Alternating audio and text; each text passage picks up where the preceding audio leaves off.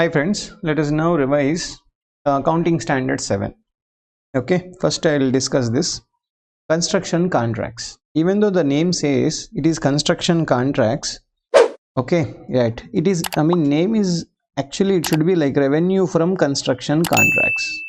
Revenue, it is nothing but sales. Revenue means I told you it is sales. It is sales for whom, sir? Basically, this standard is applicable to contractors. Okay, contractors, but not for contractee. It is not for contractee.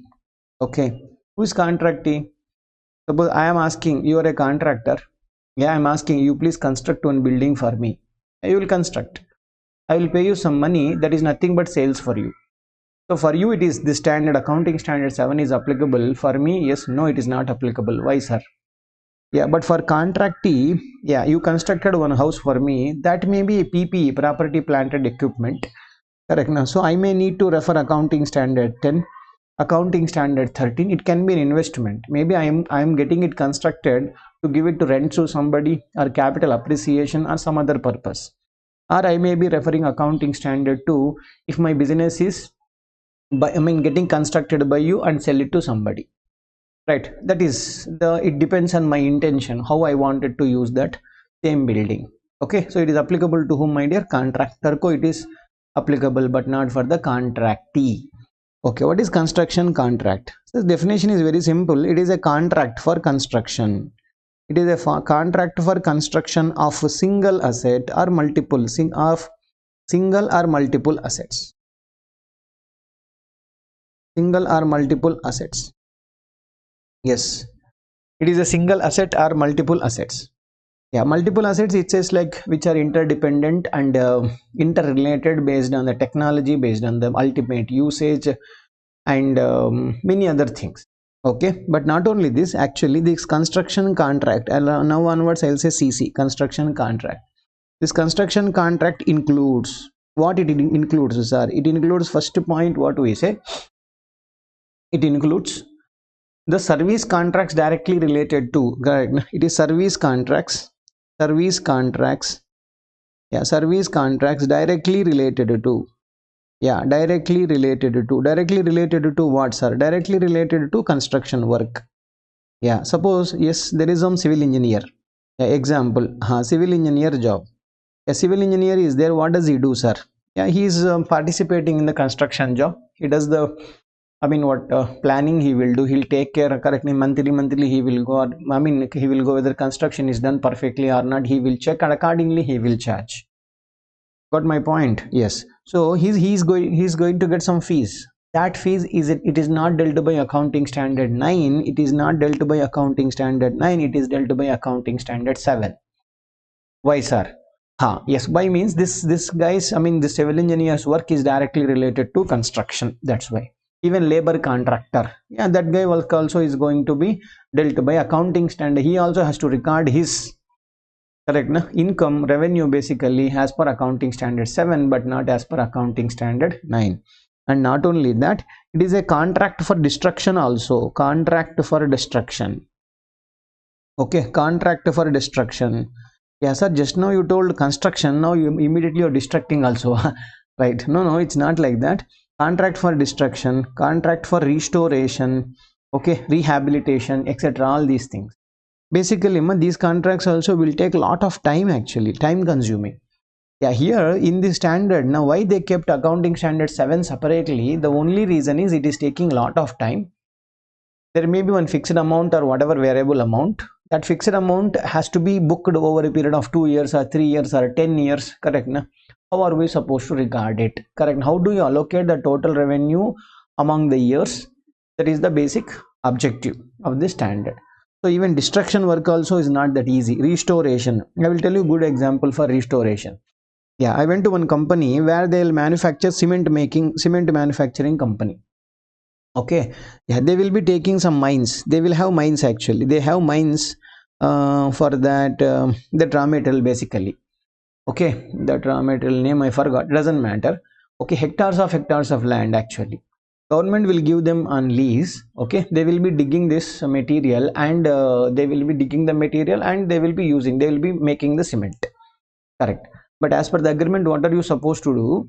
What are you supposed to do after you suppose 40 years you have digged and 40 years you have extracted the material? Perfect. After 40 years you have to restore it. You have to bring it to, yes, you have to make it flat. Earlier how it was, you have to bring it to back to the original position. Correct. Now that will not happen in 1 day or 2 days. Hectares of land actually it is. So it will take months and years of time actually. So for that also there are contractors who will do this filling job basically. Those contractors are supposed to follow again same thing, even though it is not, there is no construction job, but still they are supposed to follow the same accounting standard 7. Hope you understood what is the definition basically. Okay, right, sir. Okay, sir, how do you recognize? How? Correct. Now how to recognize? How to recognize or how to measure it, sir? How to recognize and measurement basically. Yeah, see how to recognize and measurement basically, my dear. The standard says, yeah, recognize revenue, recognize based on percentage of completion, recognize based on percentage of completion. Yeah, recognize based on percentage of completion. This is what we are saying basically. Recognize it based on percentage of completion method. Okay, na percentage of completion method you are supposed to follow. Correct, sir. But how do I calculate what is the percentage of work is completed? Correct. Now, next question. How do you calculate? First method, what we say, surveyor method. Yeah, surveyor method means a surveyor is nothing but again an engineer. Okay, he is an expert. So he will visit the site on every year end. Okay, and he will have his calculation. So he will certify, yeah, this much 25.25 percentage work is completed. He will certify based on that. So 25.5 percentage will be recognizing in that year. So far how much percentage work is completed, that he will determine it. That is one method. Second method is what? Cost basis. What is this basis? Cost basis you can actually do it. Sir, how do you do on cost basis, sir? Yeah, cost basis, yeah, percentage, how do you calculate? Total cost cost incurred till date. Cost incurred, yeah, cost incurred till date. Yeah, till the date, till the balance sheet date, how much cost you have incurred, divided by total cost of construction. Total cost of construction, total cost for constructing 100% of the job into, you want percentage, that's why you just keep 100. That's it. So from here you will calculate. What is this calculate? This is the percentage of completion. This is percentage of completion till date. This is the percentage of completion till date, till 31st March 2020. You must have started 1-2 years before. Okay, but from the date of starting to till 31st balance sheet date, how much percentage of work has been completed? Okay, right. Here again, sir, cost you are telling. What do you mean by cost, sir? Cost is nothing but, my dear friend, it is contract cost. We use the word. Okay, sir, contract cost means, again, what do you mean by contract cost? Yeah, try to understand. Okay, contract cost means, okay, contract cost means it includes basically specific cost. One is specific cost. Yeah, next is allocable cost. Next is allocable cost. The next is other cost. Okay, other cost. Specific cost, allocable cost, other cost. Sir, what do you mean by specific cost? Specific cost means the cost which is specifically incurred for the project. Yeah, see, and then there may be, I am constructing one building, I am a contractor, I am constructing a building, I am constructing a road also. Yeah, two projects are going simultaneously. Yeah, what have I'm supposed to find out what is the percentage of done for building separately, what is the percentage of work for the road also separately. I have to calculate basically. Okay, so this percentage for the building, how much percentage of building construction has happened? Correct, that is the point, right? Yes, how much percentage it has happened. Now how do I calculate? What is the amount you spent only for the purpose of building? Only for the purpose of building, specifically, that is, what do I say, specifically incurred. Yeah, specifically incurred for the project. Yeah, how much you spent specifically only for the purpose of, means what do you mean by that? I'll say whatever the raw material you spent, whatever the labor you have spent, whatever the overheads you have spent. Correct, na? Everything, all those costs, whatever you have spent for that, even bidding cost also. What do I say? Bidding. Yeah, bidding means what? I hope. Correct, na? Auction, or not exactly auction. Government is offering. correct na? I can go and quote my price. I can say I will construct this building for this amount. Yeah, but for bidding cost means first I have to prepare one project report. I have to get it done through one engineer. He will make one project report for me and I will submit the same thing. But I have to pay to engineer. I may need to make some payment for when you are placing and bidding. You have to make some payment to government, all those costs. Yes, that is also specifically for the purpose of what? This only. Got it my point? And even what is that borrowing cost? Yes, borrowing cost as per accounting standard 16. Yes, this is also going to be part and parcel. Correct. Next, even some depreciation. Depreciation of what? Yeah, suppose there is a lorry. Okay, na lorry. This lorry is being used by. This lorry is used for the purpose of construction of this building only. So this is dedicated for this. Then depreciation of that lorry. Maybe my building I will construct in 3 years. Lorry life is 10 years.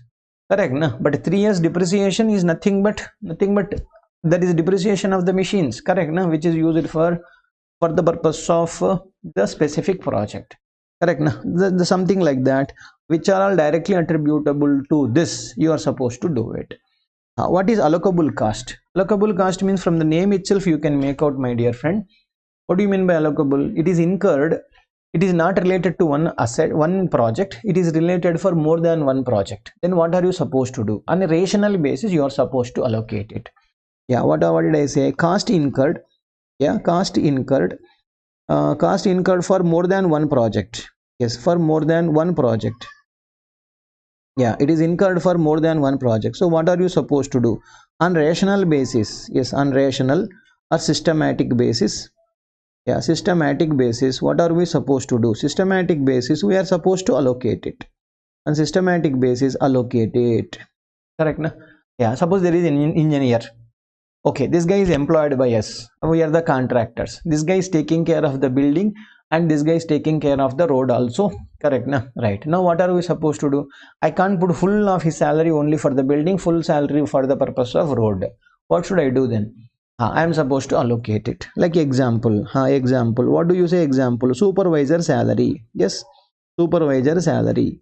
Supervisor salary. At the same time, depreciation of assets. Depreciation of assets, why you, sir? Suppose this is same lorry I'm using for the construction. That lorry is carrying the goods related to building construction as well as for the road also. Then what am I supposed to do? Total depreciation is supposed to be allocated based on number of days it spent for this number, whatever, some reasonable basis. Costing. Correct, na? Right. Allocation, accordingly you are supposed to allocate it. Suppose you have paid some insurance premium. Kya bola? Insurance premium. Suppose the contractor has taken insurance policy, something like that, not life insurance, right? Okay, for construction purpose, because something happens in construction, then instead of he bearing, insurance company will bear. But he has paid lump sum amount as a premium. Now that premium, what am I supposed to do? Allocate it. Premium also supposed to be allocated. Are you getting my point? Something like that, which you have incurred not specifically for one project, you have spent it for more than one project. Okay, now I want to tell one more small point. Yeah, let us say some depreciation. I'll give some clarity actually. Yeah, suppose there is a cost of some machine. Okay, let us say some 100 lakh rupees, one lorry, 1 crore rupees, assume. I don't know how much it cost.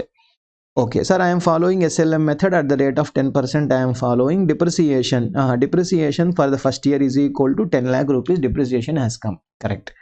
Okay, there are projects A, there is project B, there is project C. 3 projects are there. Okay, what happened? This lorry, assume that we have used it for 100 days for A project, 100 days for B project, 100 days for C project. Okay, and 65 days this was idle. Idle means khali, bekar. I kept it aside. I did not use the lorry for 65 days. Yeah, but total depreciation per annum is equal to how much? 10 lakh. Now, are you supposed to allocate it or not? Yes, we should allocate it. How do you allocate it, sir? How do you allocate, my dear? Okay, 10 lakh rupees into 100 divided by 365 only you should take. Yeah, 10 lakh divided by 100. This 100 over divided by 365. Like that you are supposed to take it. But what about, sir? Yes, and under this situation, there will be 100 into 65 divided by 365 bhi aayega na? Correct. That is not supposed to be allocated because it is idle depreciation. Idle machine depreciation. This should be charged to P&L. This should be charged to P&L. Right. Do not allocate it. Yes, you are not supposed to allocate, my dear friend. You're not supposed to allocate it. Remember this. Okay, fine. What about this other cost, sir? But my dear, before getting into other cost discussion, first you have to understand the contract cost does not include what. Okay, right. Let us look at that portion now. Yeah, contract cost. I'll say CC. Okay, CC does not include. So it does not include what, sir? Yes, it is not going to include. Means my contract cost does not include number one. The basic first thing what it does not include, sir. First thing what I say, it does not include general administration cost. Yes, general administration cost never be part of the any specific project. It is the cost of the company. It is not specific to any project. Right. At the same time, selling and distribution overhead. Correct. Now, selling and distribution is after construction of the project, not before. Correct. Now, that's why this cost is not allocable for making the asset ready. Got my point? Yes. Third one is abnormal loss. As usual, anytime abnormal loss cannot be capitalized. You cannot say this is my right. That should be charged to P&L, my dear. Okay. Next, fourth, idle machinery depreciation. Idle machine depreciation, just now I told you. Now this is also not part of my cost. Okay. Next, what is that? Material lying at site. Okay, material lying at site. Yes, there is some material. Material lying at site means material is not consumed. Na? It is an asset for us. It is not a cost for us. Correct? Na? When it is used for the purpose of what? For the purpose of construction, that day it is cost incurred. Till that day it is not yet consumed. That's why it is not cost of my project. So you cannot allocate it to anything. Okay. At the same time, my dear, R&D. Okay. What did I say? R&D cost. Yeah, suppose contractor, I am doing research and development. Why are you doing research and development? How to construct in better fashion. Yeah, people, there are a lot of companies, all these constructing companies will spend crores of money for constructing, correct? Metro, now people are constructing metro. How is that? It is also an outcome of research and development, my dear. Correct? All of a sudden, somebody did not get a dream like this, we can construct. Yeah, it is obviously. They're making a pillar properly so that the train will go on the pillars. Correct, it will run. Yeah, this all research and development is very much required for the construction job also. Yeah, but see, if I do research and development, my dear, if I get some knowledge, knowledge is not useful for only for this. Suppose, okay, I did some research, L&T company, I did some research, great research I did, I agreed, I got some knowledge of how to construct metro, correct? But is it only for this Hyderabad metro, or only for Bangalore metro? Not like that. This will be used by any metro. Correct. Now onwards, whatever I construct, everything it is applicable. It is not specific to any particular project. That is a thing, but it has to be given. It is my cost. It is the company cost. It is not related to specific cost. That's why you should not take it. But yeah, why did you teach this point first? Yeah, if the standard specifically says general administration cost is obviously, I told you, it is not part of it is in generally it is not part of the cost of construction. Okay, right? But if agreement specifically says, kya bola? If agreement specifically mentions, what it is mentioning, if agreement is specifically mentioning, right, correct, administration cost also is going to be part of the cost, then you are supposed to take it. Even R&D cost also, if they mention that also, these two items, if it is mentioned very clearly specifically, then it is going to be part of construction cost or cost of construction or contract cost, basically. Got my point? Otherwise, generally no. If it is specifically mentioned, you are supposed to take this information. Getting my point? Right. Sir, you told contract cost, correct, sir? But what about contract revenue? Yes, this is also one good definition. Yeah, contract revenue. Contract revenue, even though it is fixed price contract, even though it is fixed price contract, it will change. How it will change, sir? I will tell you, day one, that is Y0, there is an agreed amount, correct? There must be agreed amount. We must have told, say you construct this 3-floored building, I will pay you 1 crore, something like that. Okay, correct. But yeah, it may be taking 3 years of time. In this 3 years of time, what will happen? Will you be correct? Today you gave some model, one plan you gave. Yeah, my wall should be like this, my window should be like this, my door should be like this, floor should be like this, correct na? Interior should be like this. You gave very specific, clear specifications you already provided. Got my point? Yeah. Hope you understood, correct na? But subsequently what can happen, my interest may change, correct na? Earlier I said you don't need to construct my compound wall. Now I am asking Rere, you have to construct compound wall also. A contractor will construct it. But the point is, why will he construct for same money? Earlier for 1 crore, now he says, sir, compound wall will cost you another 5 lakh rupees, pay me 1 crore 5 lakh rupees. That's why what will happen, that agreed initial money change in the specifications. Yes, if you change the specification, obviously what will happen, my dear friend, he will ask for a bigger amount, obviously, correct na? So that's why change can be either plus or minus. Maybe earlier I asked for penthouse, now I said no, I don't want penthouse. Now why will I pay same amount? Obviously I will reduce some money, correct na? Correct, something like that. And even for escalation, yes, correct, you have already learned escalation clause. If there is any escalation clause in the agreement, yes, for that reason also it will be changed, correct na? If there is any penalty, penalty, if the what is that, customer, I mean I'm the contractor now, if customer has not given perfect plan or something, suddenly he comes and changes, I lost something, and obviously he's supposed to pay me some penalty. Why will I bear that loss because of this man, correct na? So even that penalty will be part of it. Got my point? At the same time, okay, right, at the same time, what is that, performance bonus or something like that? Not exactly performance bonus, I will say, I'm not getting the right term. Okay, if you construct the work in time, okay, what did I say? If you construct the work in time, suppose I said 3 years, customer told me, sir, 3 years may if you construct it perfectly na, then I will give you this. Okay, I told you already 100 lakh rupees, I told you I will give you 5 lakh rupees extra. Fine, 5 lakh rupees extra milega, but when is this? Subject to the condition, correct?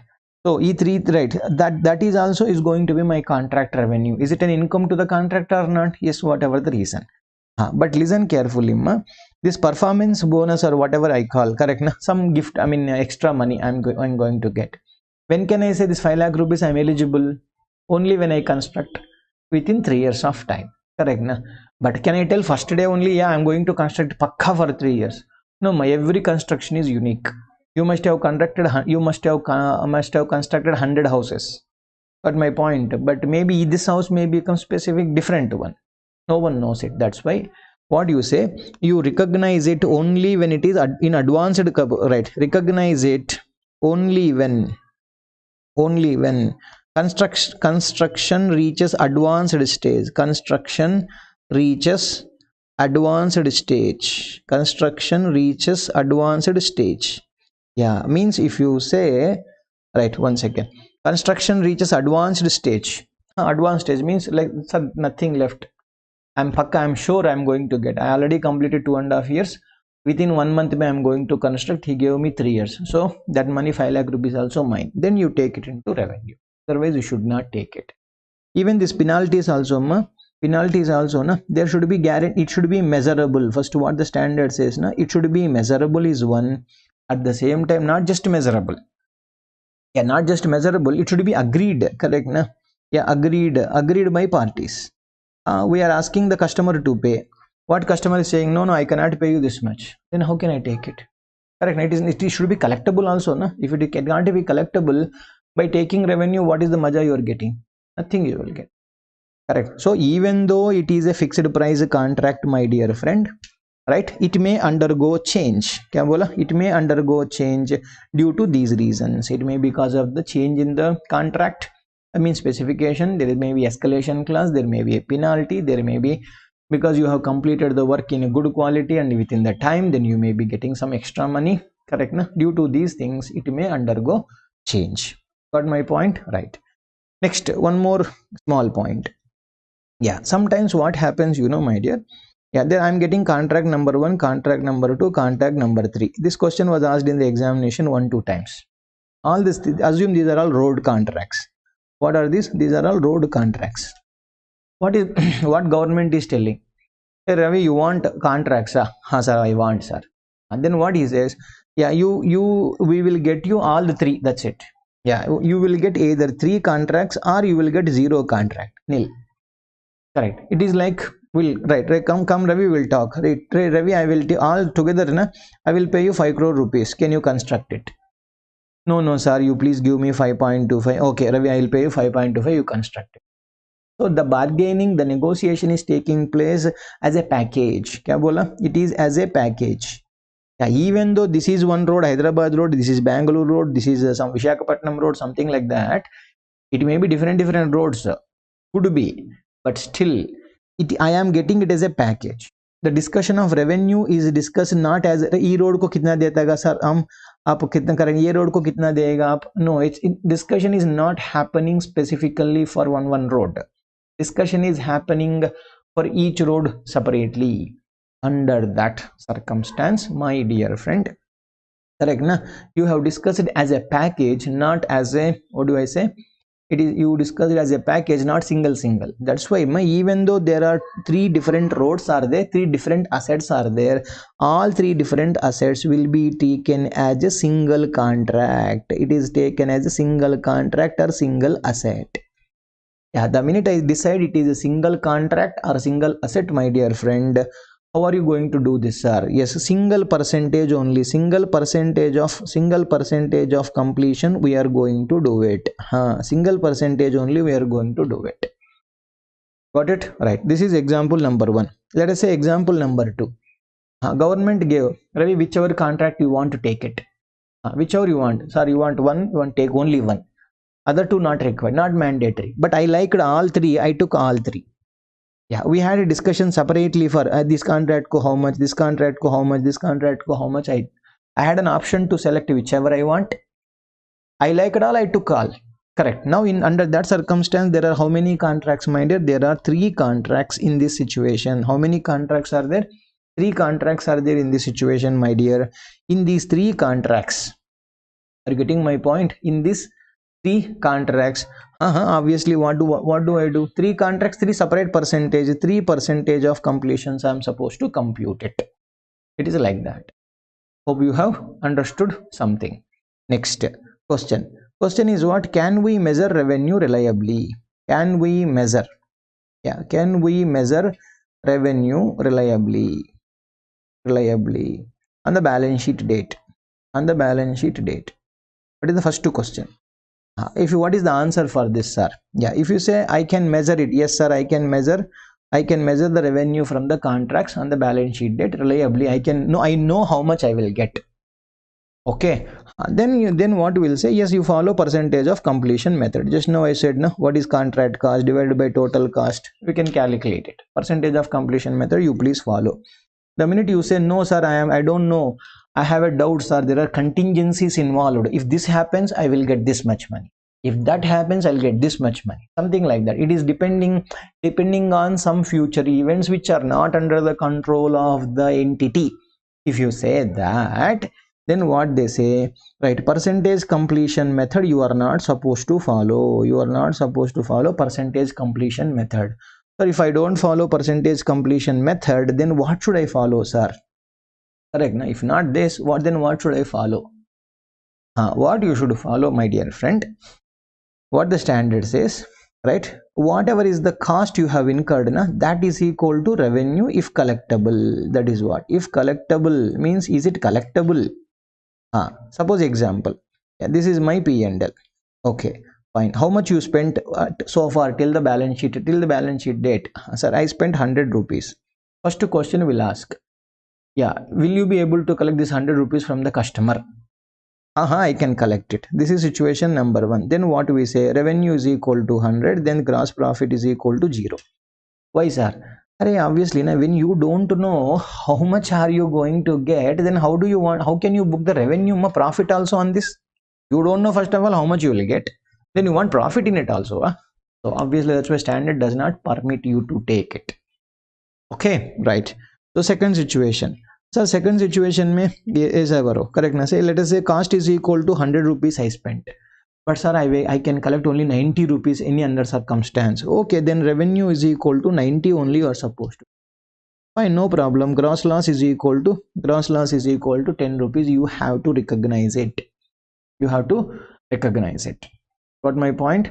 right? When you cannot measure the revenue reliably, then the cost is equal to revenue when it is collectible. If it is not collectible, how much can be collectible? That will be your revenue, but not more than that. Hope you have understood my point. Next, under one more last point. With this we will be able to complete this revision. Okay, in this situation what will happen? Yeah, in this situation what I say, right, you have to, whenever, this is not only at the beginning of the year or any time, okay, anytime during the construction period,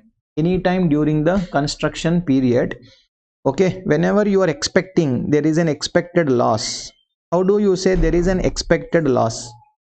Yeah, when I say your revenue is less than the cost, correct? Now revenue less than the total cost. Total cost means what?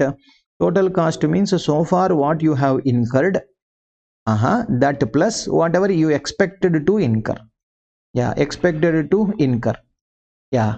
So total cost, if the revenue is less than the cost, then that is nothing but difference, is nothing but loss. Okay, fine. So then what am I supposed to do? If there is an expected loss, what the standard says, recognize it immediately. Recognize immediately.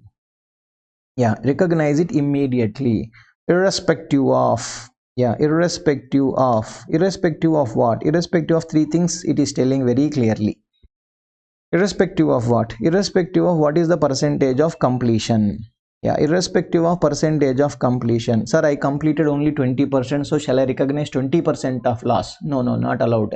100% loss. Recognize immediately 100% of loss. You have to book 100% of loss, not less than that. Okay, what about the second situation? Irrespective of completion, irrespective of whether started or not. Yeah, whether your project is started or not, we just don't care. We just do not care whether you started, not started, but still you are supposed to book the loss. Next, third, maybe the revenue from other contracts. Revenue from, I will explain, the revenue from other contracts. Revenue from other contracts of same contractee. Other contracts of same contractee. Okay, this is the third one that will also to be considered. I will tell you. I got a contract A, I got a contract B, I got contract C. Three contracts are there. All are coming from Mr. X. Mr. X gave me all these contracts. Okay. From contract A, I am making a loss of 10 rupees. Okay. What am I supposed to do? I have to book it immediately. You have to book full immediately. Immediately you have to book the loss. One. Second, situation number, I am getting 50 rupees of profit here. I am getting 60 rupees of profit here. Even though from the other contracts of the same contractee I am making a revenue profit also, you cannot offset. You cannot offset it. You have to book this immediately. These two numbers you have to follow percentage of completion method. You have to follow percentage of completion method only supposed to be followed by you. Okay, right? This is what you are supposed to do it. Next, one more same continuation to this. Suppose, my dear, in the P&L. Okay, yeah, say I am my percentage of completion revenue is equal to say 100 rupees has come. Okay, but actually total loss I am expecting. Total loss I am expecting 40 rupees. Total loss I am expecting. Okay, so far whatever the cost you have incurred, sir, I have incurred already 110 rupees of cost. Already how much incurred? Cost 110. Right, just this keep for a minute aside. Yeah, just observe the situation. I already have a gross loss of 10 rupees. Do you agree or not? Yes. So, but I will get maximum loss. How much from this contract? 40 I will get. That's why what should I do? You add another 30 rupees loss now. Means what am I supposed to do? Cost. Correct, na? I mean loss due to contract, something like that. Loss due to contract account debit.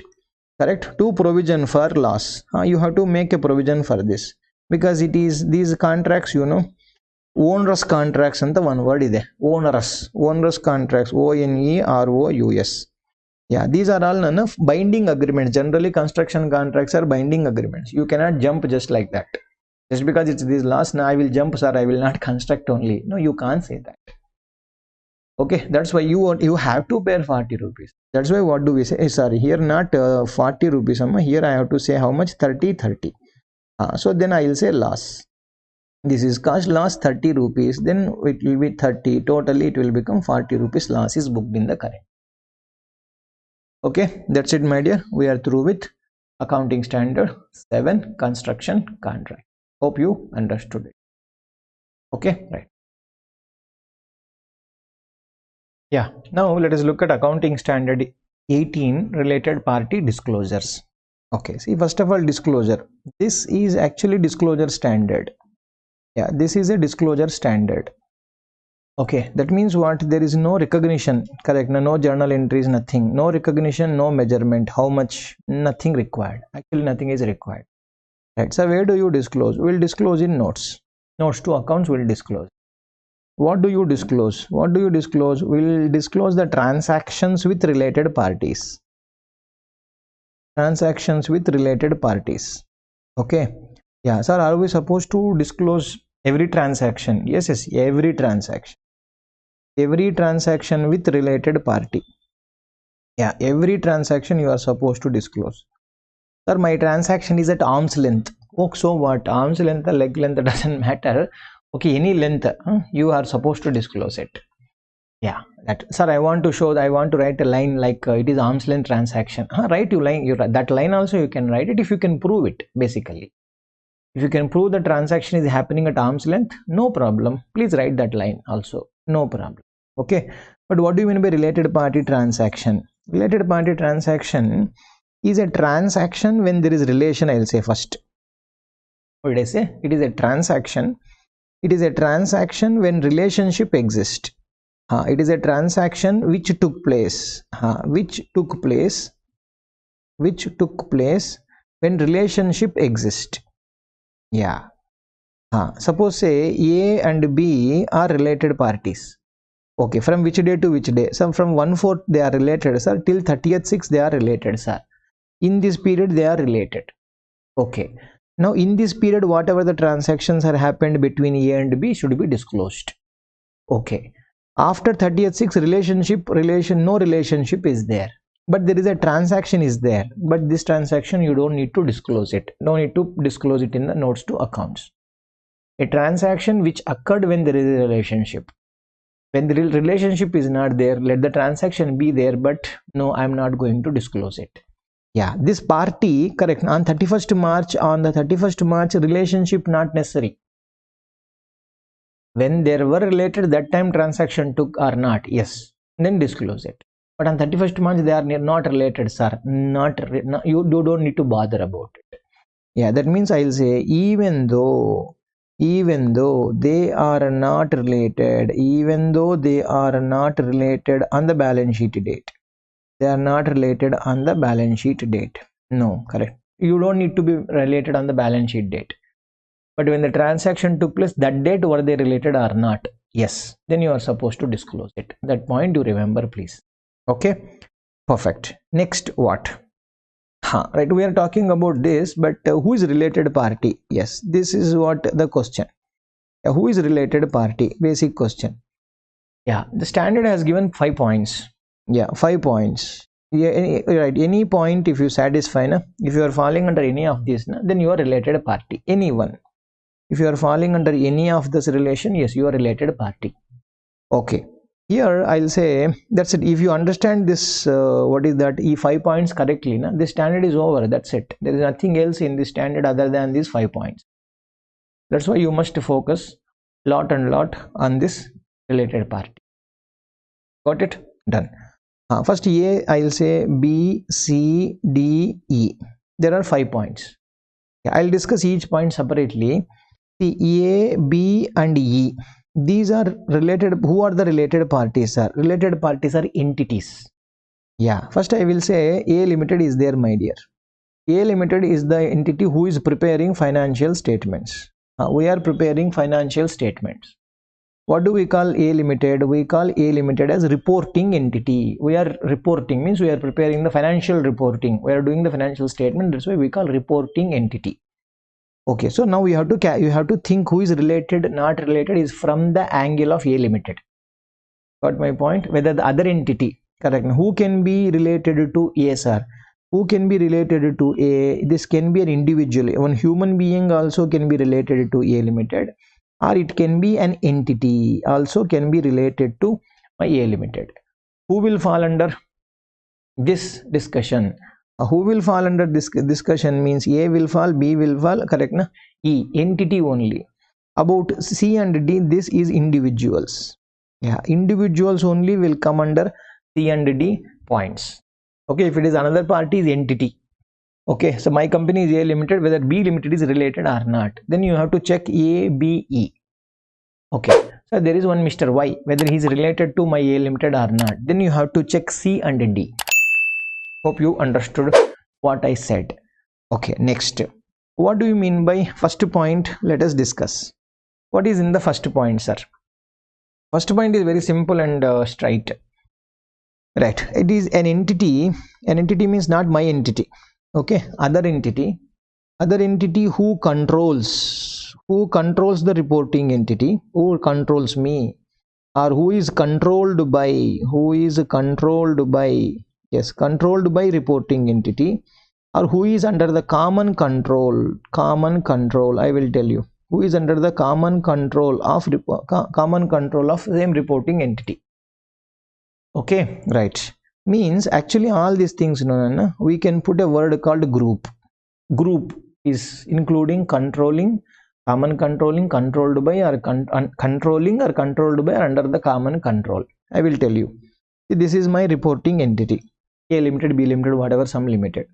Yeah, there is one company who is H Limited, holding company. It has got 80% stake. Iska baap, okay, ultimate holding company. Yeah, this has some 90% stake in it.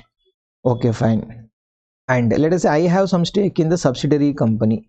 I have some, that subsidiary company has sub-subsidiary company. Reporting company has, okay, let us say not, that is subsidiary only. H company has got some Y Limited. Y Limited. Yeah, they have some 60% stake. UH company has, let us say, Z Limited. Yeah, they have some 80% stake. Yeah, now I am telling you who are all related to RE. Who are all related to RE? All are related to RE. How, sir? How means, my dear, first of all, I am first my point of view. Who is controlled? Correct na? Entity who controls reporting entity. Who is controlling? H controls, UH controls. That's why both are related. Who is controlled by reporting entity? S is controlled, SS is also controlled. That's why they are also related. Correct na? Next, under the common control. Common control means how I am being controlled by UH na? Even Z also is being controlled by UH. So we are all like brothers. Correct na? Yeah, even Y also is I am controlled by H, even Y also controlled by H.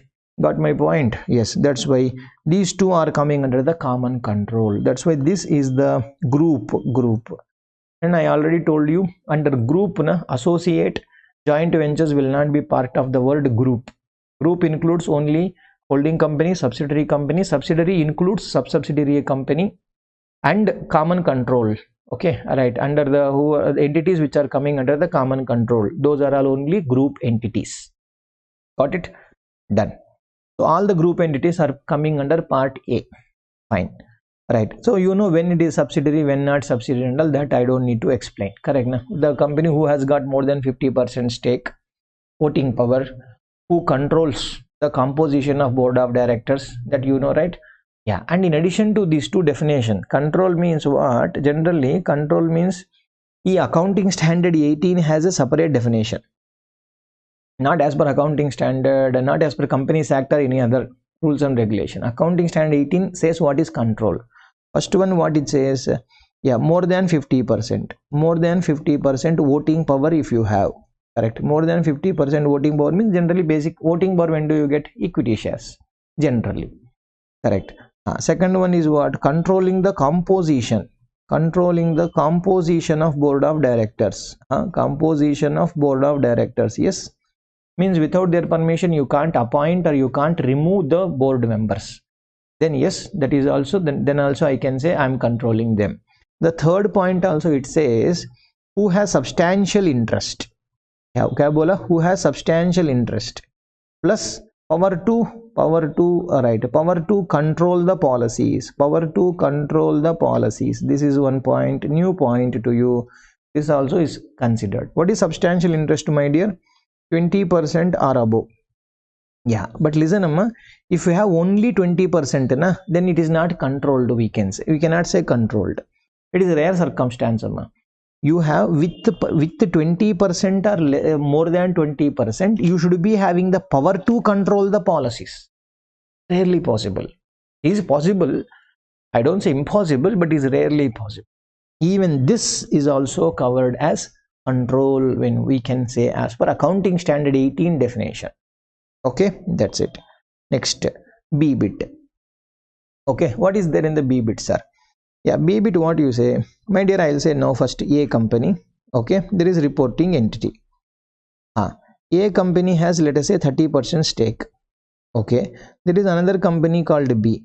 There is another company called C. Suppose this guy has got 40%, this guy has got again another 30%. From the A angle, okay, not we have. We are correct, na? Yeah, this guy is called investors. All these guys means A, B, C are called investors. From A point of view, this is an associate. What is it? This is an associate. Hope you understood, right? So associate, that's why what the second point, what does it says? Associate and investor. Yeah, bola? Associate and investor are related parties. Associate is related to investor, investor is related to associate at the same time. Okay, suppose my reporting entity, this is my reporting entity, say reporting entity is a joint venture. Okay, reporting entity is a joint venture. Here also A, B, C are there, sir. That is 30% is there, here 40% is there, here 30% is there. Sir, it is same like earlier diagram only, na, sir, but why are you telling this is a joint venture? Yeah, my dear, in case of joint venture, all the three companies have to take the decision unanimously. Unanimously means without all the people, suppose A, B agreed, even though A plus B is equal to 70%, but without C permission, you can't pass a resolution in the board or general meeting. Got my point? You need all the unanimous approval is required. But in this earlier position, may not like that. If AB or AC or BC, any combination may, if they join hands, sufficient, they can pass the resolution. But if it is a joint venture, all the parties in the joint agreement, everybody has to accept it. Right. Under this circumstance, when I call reporting entity is a joint venture, then I will call these guys as venturer. Venturer I will call. Now what the standard is telling, my dear? Venturer and venture. Venturer and venture. That means joint venture. Yeah. Venturer and venture both are related parties. That is also defined by the standard. But remember, E and B are not related parties. No, correct na. Co-venturers, correct na. Co-venturers, no, not related parties. At the same time, one more point else, I'll cross it. Right, first one is this is. Next, co-investors, no, co-investors are not related parties. Next, one more point. Listen carefully, listen, my dear. Yeah, suppose A has got, let us say, some 25% stake in another company called Y Limited, X Limited, something like that. Correct, na? Y and RE, no, are not related parties. What are these two? These two are co-associates related to same investor. That's why third bit, what I'll say, co-associates. No, co-associates are also not related party. Yeah, suppose this A has got in joint venture 2. There is a stake, 40% stake in joint venture 2. Two joint ventures, correct. Now fourth, co-ventures. Venturer, no, co-venture. Venturer is already covered here. Co-ventures are also not related parties. Remember, these four things, four combinations are not related. Straight, very simple and straight. Investor, associate. Venturer, venture. That's it, are related parties. Got it? Perfect. Next, C bit. Yeah, under C bit, as I told you, it is an individual who is going to be related party. Correct, na? It is an individual who is going to be related party.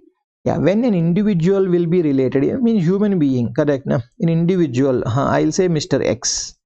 Yeah, how a Mr. X is related to my reporting entity.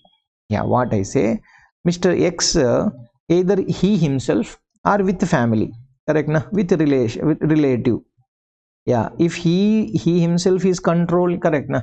When you say Mr. X is related, when he has control over the control over related, what do you call, reporting entity, or individual has significant influence, he has a significant influence over reporting entity. Means what? When do you say significant influence? 20% or above if you have the stake, then we'll say. Here 50%, 50 above 50% if you have stake. Mr. X, if he has 51% stake in the reporting entity, then Mr. X is a related party to our entity. Okay, right. But who is relative, sir? Yeah, relative means what we'll say. Yeah, for Mr. X, who are all called relative. Correct. Now, first father, then mother. These are all related to them. Okay, then whom, sir? Next brother and sister. Correct. Na? Brother and sisters of Mr. X only, not his wife. Then wife will join, spouse. Correct. Na? Yeah, if it is okay, Mr. X I told, na? So wife is not a problem. And what about this? Correct. Na? There is son and daughter. Correct. That's it again. Yeah, listen here. Spouse mother, spouse father, no, not related parties here as per our definition. Okay. Sister. What did I say? Brother, sister, but not brother's wife, sister's husband. No, it is not. Next, only son, son's wife, daughter's husband. No, it is not related. Only whatever the names I have mentioned in this small diagram, only those are related parties. Yeah, suppose, yeah, me, suppose, yes, Mr. X and Mr. Spouse, example. Okay, na? This husband and wife. This guy has got 30%, this guy has got 20, the lady has got 21%. Totally how much they have got? 151% as a family, correct na? Yes, 51% they have, means both are related to the reporting entity. Got it? Yeah, so they have got 10%, they have got 15%, sir. Yes, they have got significant influence over, not individually, in together as a family, they have got related, they have got the significant influence over the reporting entity. Hence we say, yes, they are related parties to the entity. This is C bit. Okay, now let us look at D bit. Yeah, D bit is what? KMP and relatives of KMP are also related parties. Yeah, who is KMP means, you know, key managerial personnel. Key managerial personnel, not like something, you don't go by the designation. Okay, because they have given specifically definition. We go by the definition but not by the designation. Who is key managerial personnel? Yeah, key managerial person is that person, okay, that individual who has, standard says this, who has authority means power, who has authority and responsibility. Yeah, I have the power to do it and I am accountability, correct. Responsibility means what? Accountability for my actions. I have the power, who has authority and responsibility for what? Responsibility for direction. Yes, direction.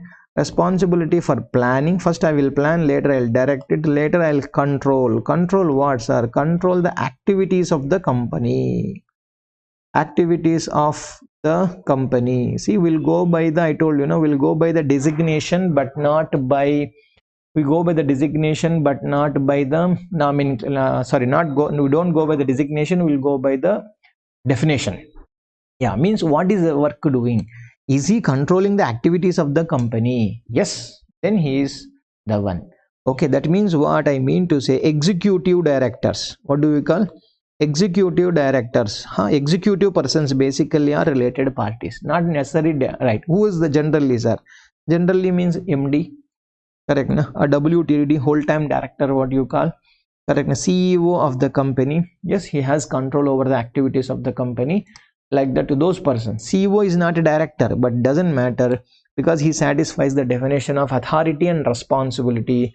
So CEO is going to be, what is that? Is a related party to our reporting entity. Hope you have understood this point. Okay, next E point, let me explain to you. Sorry, E point, I told you it is again entity. Yeah, this is my reporting entity. Okay, yeah, there is some X limited is there here. Actually, E reporting entity does not have any stake in X limited. X limited does not have stake in reporting entity, no relation actually, but they are getting related, because of one Mr. X. One Mr. X means this guy is an individual. They are not directly related parties. Okay, they are not directly related parties, but they became related parties because of one human being. Okay, yeah, it can be Mr. X or Mr. relative of Mr. X. Anything is fine. How, sir? How means listen carefully. Yeah, one Mr. X must be having significant influence over reporting entity, or okay, and correct, it should be one side he should be having significant influence, right? Other way around, what should be, he should be linked to the company C and C or D situation. Yeah, what is C situation? Under C situation, what do I say? Significant influence or control, correct na? D situation may what? KMP. Then it is correct. Here I said significant influence is lower level, correct na? So since significant influence is lower level, I can say even control also I can put. So can we exchange this side? Yeah, you can exchange, you can put to this side here, and these two information can come each side. Exchange is allowed. One sided, he has got, he's correct na? To one company he is related under C or D point, and to other company he is related under what? Under significant influence or control. But remember here, suppose listen carefully here. Yeah, suppose this guy is a KMP here. Suppose he is a KMP here, right? Is it whether these companies RE and X limited will become related? No. Why, sir? Means KMP, no, we did not tell. We told one side what? E side KMP is there, so it satisfied one side, correct? But E side KMP though? No, it says significant influence or control should be there. But my point, one side significant influence or control, other side significant influence or control or KMP, anything is okay for that side. Hope you have understood. Okay, so under the E point, what are we trying to say? The entities are actually not related on their own. There is no direct or indirect relationship. Means it is other company is not a subsidiary or associate or joint venture. No way relation is there, but they are becoming related parties via another human being. This human being must be one side either control or significant influence, other side he can be having significant influence or control, or what did I say, and KMP he should be. Yeah, if it is only KMP aside also, no, you cannot be treating them. Got my point? Right. And again here I said executive director, I told, correct, executive director I told, but is a part-time directors, sir? Part-time directors are non-executive directors. They will just come to the board of directors meeting and they will take part in the discussion and they will go, right? They are not sitting there and they are not controlling, directing, planning and all. They are not doing actually. So we cannot pull these guys into my definition of related party. Okay, right? And the standard specifically says who are not related parties also. Who are not related parties? Yeah, who are not related parties? Sir, who are not related parties, sir? One. Yeah. One, what do we say? The lenders, basically. The lenders. Correct, na? Lenders. Government organizations. Government entities. Public utilities. Right. They will be having, see, because of the lender, I may be dependent. Yeah, financially I may be dependent, but just dependency is not a relation. Na? Tomorrow once I get the money, I will pay you and I'll say get lost. Relation is different. Dependency is different. Correct. Now, financial dependency is not equal to relationship. That's why we cannot consider. Okay, right. And the second thing, okay, there may be one single customer. Yeah, there may be one single customer. There may be single supplier. Yeah, single supplier or single franchisee or franchisor, a single lessee or lessor, correct na? Right, lessee or lessor. No, these things are not going to be considered as related parties. Got my point? And as I told you, common directors, just now I told you common directors, KMP. No, if you have common directors, no, I'm not going to take them. These are all not going to be related parties, specifically said by the standard. Specifically said by the standard. That's it, my dear. This is our accounting standard 18 related parties. What is that? Discussion. Okay. Yeah, let us discuss now accounting standard 26 revision. Is accounting standard 26, intangible assets. Yeah, intangible assets. This is not that, from examination point of view, it is not that difficult actually. But it's okay. Anyhow, I'll cover almost every point here. Right. What is first intangible asset? First, in the scope, if you look at, if they look at the scope, it says if it is intangible already dealt by other standards, then will not be dealt by my standard. Okay, what is that? Which is already dealt by. Yeah, it is dealt by other standard, other AS, not dealt by. Yeah, not dealt by accounting standard 26. Is there any such kind of thing? Yes, there is, correct. Yeah, accounting standard 14, if the goodwill on amalgamation, correct, goodwill on account of amalgamation, you have to go to accounting standard 14, not dealt by accounting standard 26. Yeah, in accounting standard 21, that is consolidation goodwill. Yeah, if you are doing consolidation which is arising due to, correct, goodwill is arising, it is not dealt by that standard. Yeah, even deferred tax is also like considered as like intangible asset only, deferred tax asset. But that is also not dealt because there is a specific standard.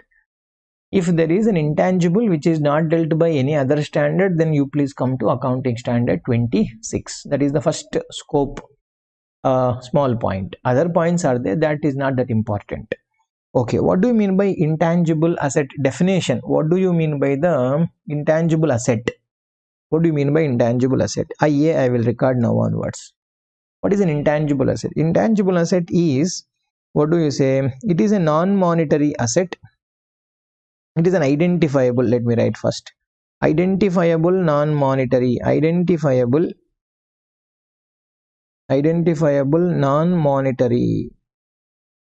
non-monetary asset.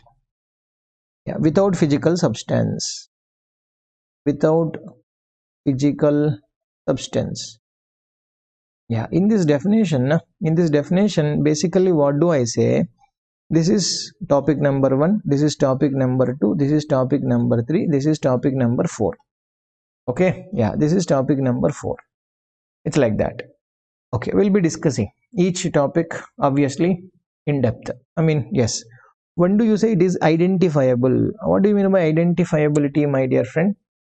Yeah, identifiability means, I can say simply separable. Separable means what, sir? Separately we will be able to sell it, separately we will be able to use it, separately we will be able to rent it. Can I do it? Correct. Now without goodwill. Correct. Now right. Suppose I have got the copyrights. Yeah, correct. Now my company holds some copyrights. Correct. Can I sell only copyrights to other person? Yeah. Without selling business, I don't need to sell my entire company. I can sell. Suppose if you want to sell goodwill, goodwill is not like identifiable. Why, sir, goodwill is not? Because you cannot sell goodwill alone. You have to sell company together, correct? My entire company, I want Tata company goodwill. How do I purchase it? Can I go to some KR market here nearby? No, correct. Tata company product you can purchase, but not Tata company goodwill. Like that.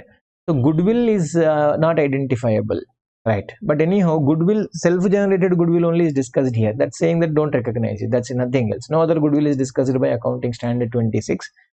If you have bought a company, that is discussed by accounting standard 14, not by this standard. Got it? Done. So that's why what do we say? Which can be separable, that is identified. Separability is the only matter, sir. It is not always separability if there is any other logical way, any other manner. Any other manner also you can say it is separable, then also it is fine. You have to ensure it is a separable identifiable asset. Okay, done. Now under some circumstance, what happens? Suppose you are purchasing one processor. What are you purchasing? You are purchasing a processor. In this processor, what will be there? There will be hardware as well as there will be software. Okay. So now, sir, yes, now I say I can't separate this. This software cannot be separately sold. It is part and parcel. If you purchase, what do you say, processor, software also will come within. Means how to work that. Processor has to work means there should be something behind. Na? Only just hardware will not work. Perfect. So, sir, now what are you supposed to do when something tangible and something intangible are clubbed together? Okay, what did I say? When there is a tangible, intangible, both are mixed, then what are we supposed to do, sir? Then you have to decide. You have to decide as one. There is no bifurcation. There is no bifurcation. Remember, first, there is no bifurcation here, and there is no component accounting here. Okay, right. E standard में component accounting का बात नहीं है. No, that is only related to accounting standard 10. Got it. What are you supposed to do? You have to tell me which is predominant. Which is predominant? What is important to the processor? Is it hardware is important or software is important? Yeah. See, actually, what is important? Hardware is important. Practically speaking, if it is hardware is important, then entire processor will be treated as per. It is like PPE as per accounting standard 10. Okay, that's what if I say hardware is important, then you have to account it as per accounting standard 10, but not as per accounting standard 26. If you say software is predominant, sir, actually not, but some other item, if you take it, software is important rather than the hardware. Okay, then we will take this entirely, it will be dealt by accounting standard 10, but not by, accounting standard by 26, but not by accounting standard 10. That is very important. Next. What is non-monetary? My dear, I don't explain it here because it is already discussed under accounting standard 11. You can look at that accounting standard 11 discussion in group 1. Yeah, what is asset? Asset is something which is controlled by the entity. That is important. Which is controlled by the entity. If it is controlled, correct. Now see, if I say this is mobile, yes, it is under my control because it is physical item. Correct. Now, what can I do? If somebody, I'm expecting that somebody will take it, I'll put it in locker and I'll just lock it first of all. Correct. Now? So some physical things, so I can say this, I can control it, but it is intangible, na? Then how do I ensure it? Suppose say I have copyrights. Yes, I have copyrights. How can I control it? Copyrights. So what do I say? I register copyrights. Copyrights are in my name. Fine. If somebody copies it, xerox it or something like that, they'll do. I can file a case. Seriously speaking, yes, I can file a case. That is criminal case. It is not okay. Civil case. It is very. I mean, what is that? Intellectual property. That is very serious case actually. But people don't know, right? People. I always tell these guys. In India, copyright means they feel right to copy.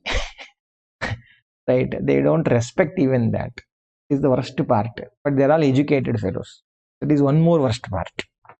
They don't even respect the other person effort.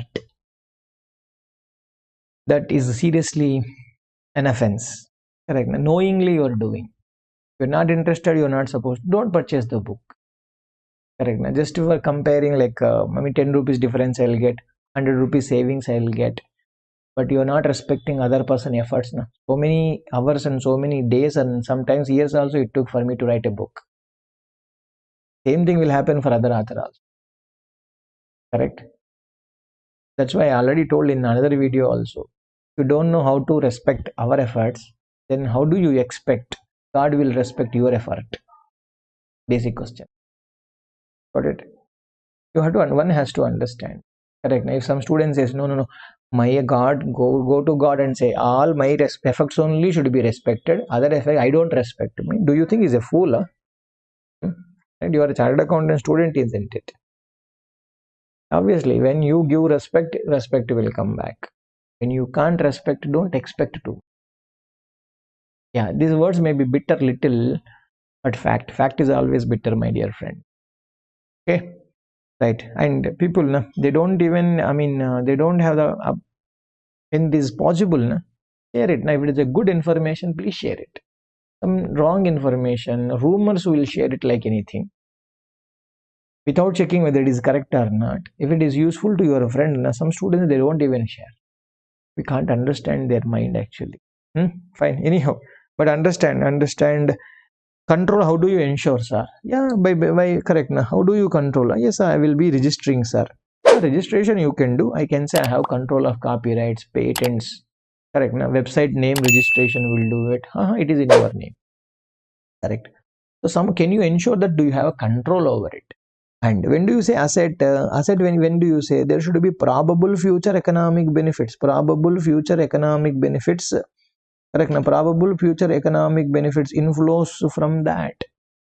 Yeah, plus it should be measured reliably. It should be measured reliably. Then only you can say yes, it is an asset. Then only you say it is an asset. And what about physical? Correct. Now, without physical substance, as you know, this is an intangible. Correct. Now, this is what is this, my dear? It is an intangible asset. I will explain here. You can't expect that there will be some physical, something physical asset. Got it? Right. So now the basic point, what I would like to say, right? Yeah, say something art. I'll say art.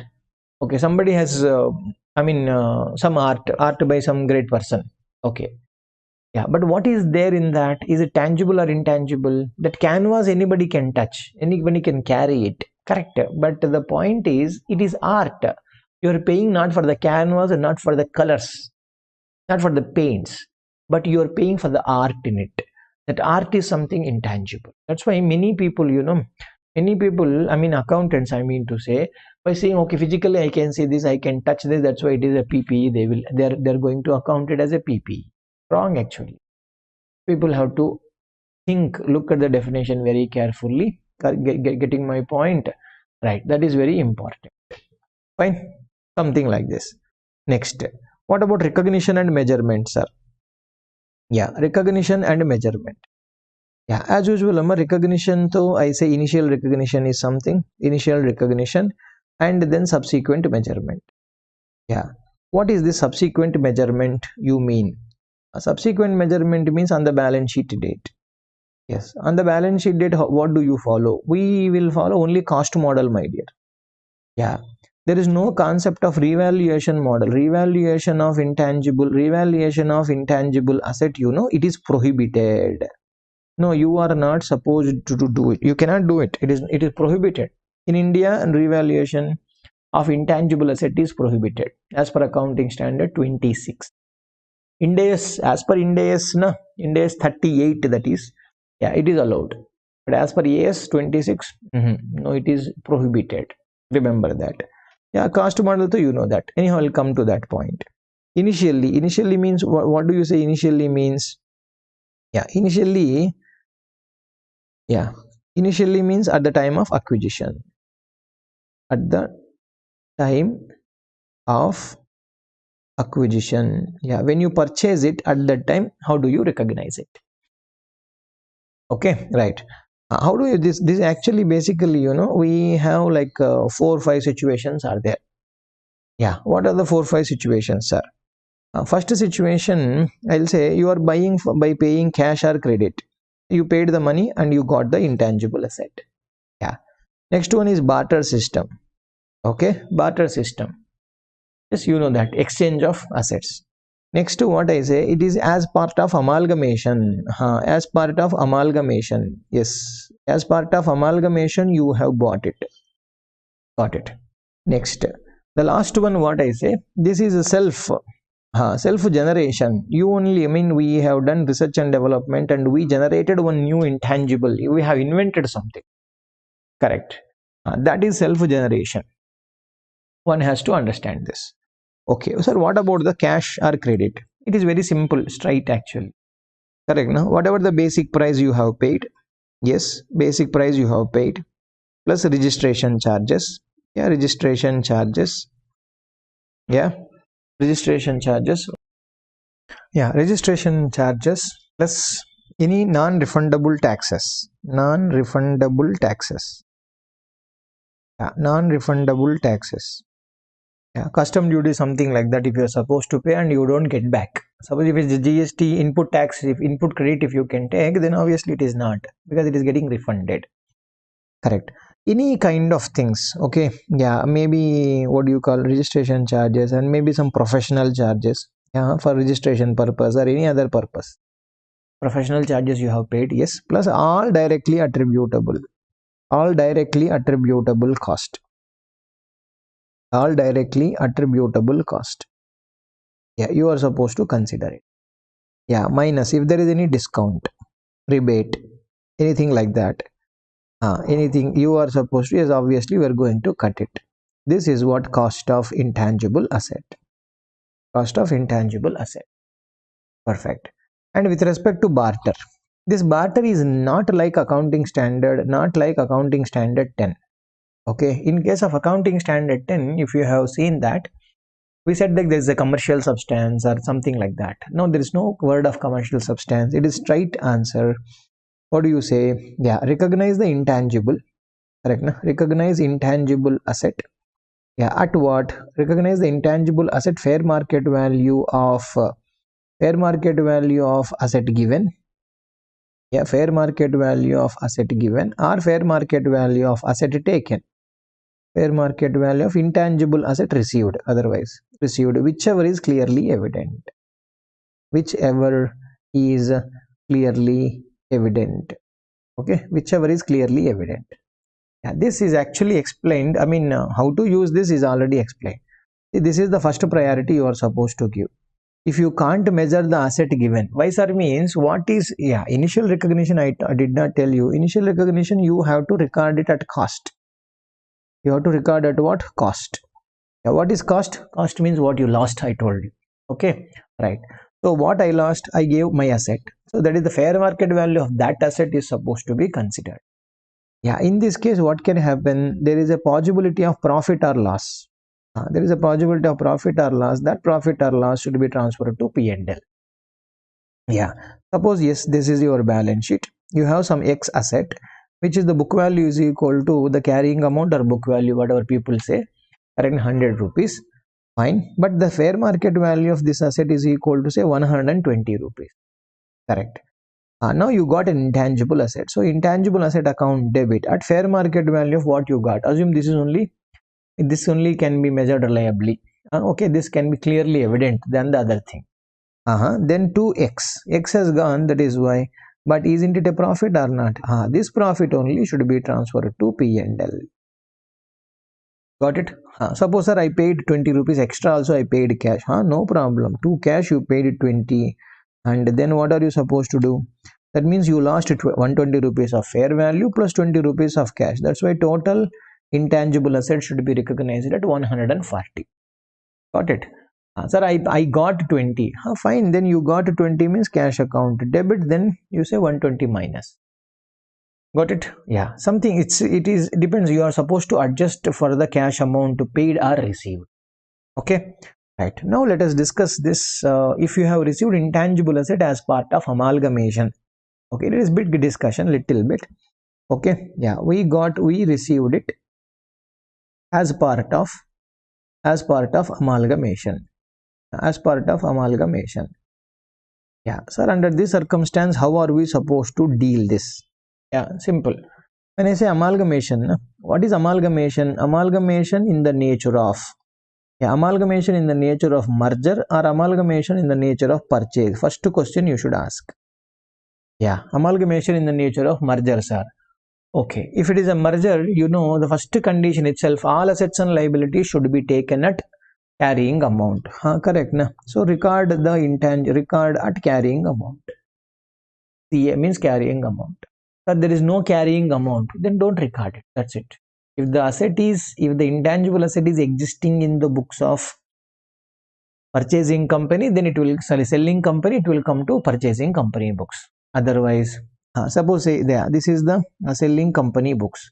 There is intangible asset 1. There is an intangible asset 2.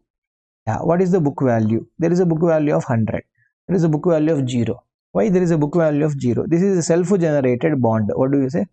Self-generated. Since it is self-generated, we have not recognized it. Fine, not a problem. Now the question is what? Basic question is what? Now what is the purchasing company? If it is a merger, I don't have an option. I have to record intangible asset 1 at 100. That's it. Intangible asset 2 will not be recognized. All assets and liabilities should be recorded at book value, carrying amount, correct? Na? That's why. Yeah, sir, if it is a purchase, first we'll ask a question. Yeah, purchaser has an option. Yeah, he can record it at book value or he can record it at fair value. Both are options are there. Which option selected? First we'll ask a question. Which option selected? Which option selected? For this answer can be what? Sir, we have recorded at book value, sir. Or we want to record it at fair value. That is a choice which is given to the buyer. If you say book value, na, same thing. Book value means same situation. Same situation means whatever the book value in the books of selling company, na, same book value only supposed to be taken. Okay, next question. Yeah, now, sir, we wanted to go by fair value. Next, what do we say? Whether there is an active market, whether active market exists. Next question we are asking here. Whether active market exists for intangible asset. Question mark. Yeah, if you say, sir, yes, sir, there is an active market. Yes, there is an active market means what? People are buying, selling such kind of intangible assets in the open market. That is called, we'll say, active market is there. Sir, there is an active market. Then we say record it at fair value. Record at fair value, fair market value, without any restriction. Without any restriction. Why are you saying restriction? Means when I say no, na, there are some restrictions. That's why I'm saying without any restriction. Yeah, you don't need to. There is no restriction on the fair value. In the sense, in case of purchasing company, there is an intangible asset 1. There is an intangible asset number 2. Okay. Sir, what is the fair value? Let us say fair market value of this intangible is equal to 150. This intangible is equal to 80. Record intangible asset 150. This is equal to 80. Even though this intangible asset 2, remember my dear friend, even though it was not existing in the selling company books. This is important point to remember. Even though it doesn't exist in the selling company books, still you are supposed to record it at fair market value. You are supposed to record it at fair market value. Are you getting my point? Yes. Next. Sir, if you say no means what? There is no active market. The active market is not there does not mean no market. No active market is not equal to no market. What is this? Active market means frequently buying, selling is taking place. Sir, but active market does not, there is no active market means what? People are not buying frequently.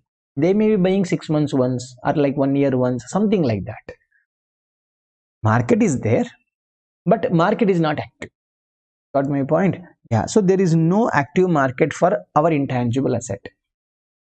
Then what the standard says? Yeah, you record it at fair market value.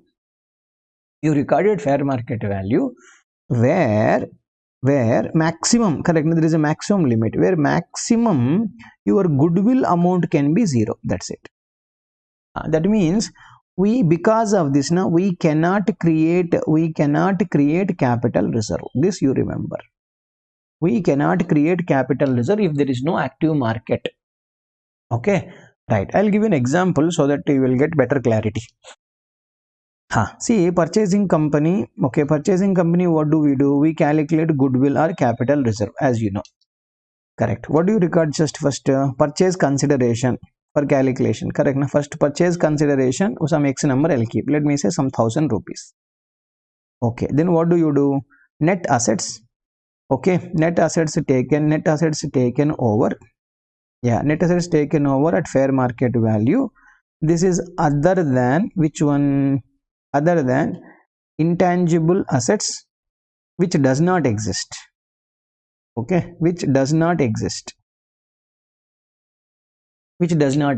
in selling company balance sheet. Let us say that has come to 960. Fine. Now what is this number? 40. Yeah, again, first one more point I have to tell you here. This is with respect to what? Intangible asset that does not exist. in the selling company books. Yeah, try to catch this point. I'll explain once again with the numbers. See, I mean to say, this net assets of 960 includes intangible asset 1, but E960 does not include intangible asset number 2. Got it? Yeah, E960 includes already how much is that? E960 includes my fair market value of intangible asset is this one I told you, na? 150. 150 to high. 960 includes 150, but 960 does not include 80. Okay, what should I do now? Now listen. Generally, what do you record? Goodwill is equal to, yeah, I'll just make a small change. Okay, I'll say 1000. This I'll make it 50. Got it? Yeah, I'm just increasing the consideration so that 50 will be goodwill. Now, can I record that intangible asset number? Okay, right. First question: Can we record in the purchasing company balance sheet that intangible asset number 2? That's the first question. Can we record? Yes, we can record it. But for what value, sir? What value means you can record a maximum of 50. Okay, what is that? Yeah, what do we say? Record at maximum of 50. Yeah, but sir, actually fair market value is equal to 80, na? Correct, fair market value is 80, but I cannot record it more than 50. Yeah, the minute you say 50, I will record it, correct, na? Then what is the goodwill amount? Goodwill will become 0. How is it? I will pass a journal entry also. Look at this. Yeah, for this transaction, what are you supposed to record? Net assets account debit. How much? 960. This includes intangible asset number 1. Okay, intangible asset number 2 debit, that is equal to 50. To purchase consideration, a business purchase, the 1010 rupees. Like this you will be recording. Here, do you have any goodwill? No. In the place of goodwill only it has come. Say example. Next, one more small situation I am giving you. Suppose say intangible asset to fair market value is equal to 30 rupees only, sir. Correct. See, it has to be at 30 rupees only, not like maximum. I said it is not, maximum is 50. Under this circumstance, how do you record? Net assets, this is including intangible asset 1, that is equal to 960. Done. Next, what? Intangible asset number 2 account debit 30. Then goodwill account debit, this is equal to 20. This is balancing figure. Now this is business purchase, what you record generally, correct, na? Business purchase is equal to 1010. Like this, one has to record the journal entry with respect to intangible asset acquired as part of amalgamation. Got it? Done. Next point is self-generation. Yeah, let me explain that. Self-generation. Here also generally students are not understanding some parts. Okay, let me explain. Self-generation means there is a process. It is divided into 2 phases for the purpose of standard. 2 phases. First phase, 1 phase is called research phase. Yeah, research phase. Yeah, next one is called development phase. Development phase. Okay, sir. One is research phase, next one is development phase. Excellent. Now, what are we supposed to do? Research phase, development phase. What is research, sir? Research means like not Google search, obviously. Okay, research means what? Research is original, sir. Original. I mean, it is like invention. You are trying to find out, you are trying to get the knowledge which is not known to the people, not known to the world first, basically. Yeah, this is the original search. Yeah, this is the original search for new knowledge. Original search for what? New knowledge.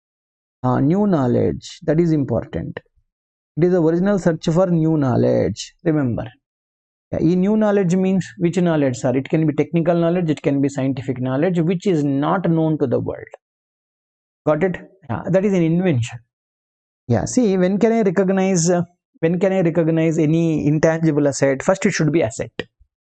When do you say it's an asset? There should be probable future economic benefits inflows, and it should be measured reliably. Cost or value can be measured reliably.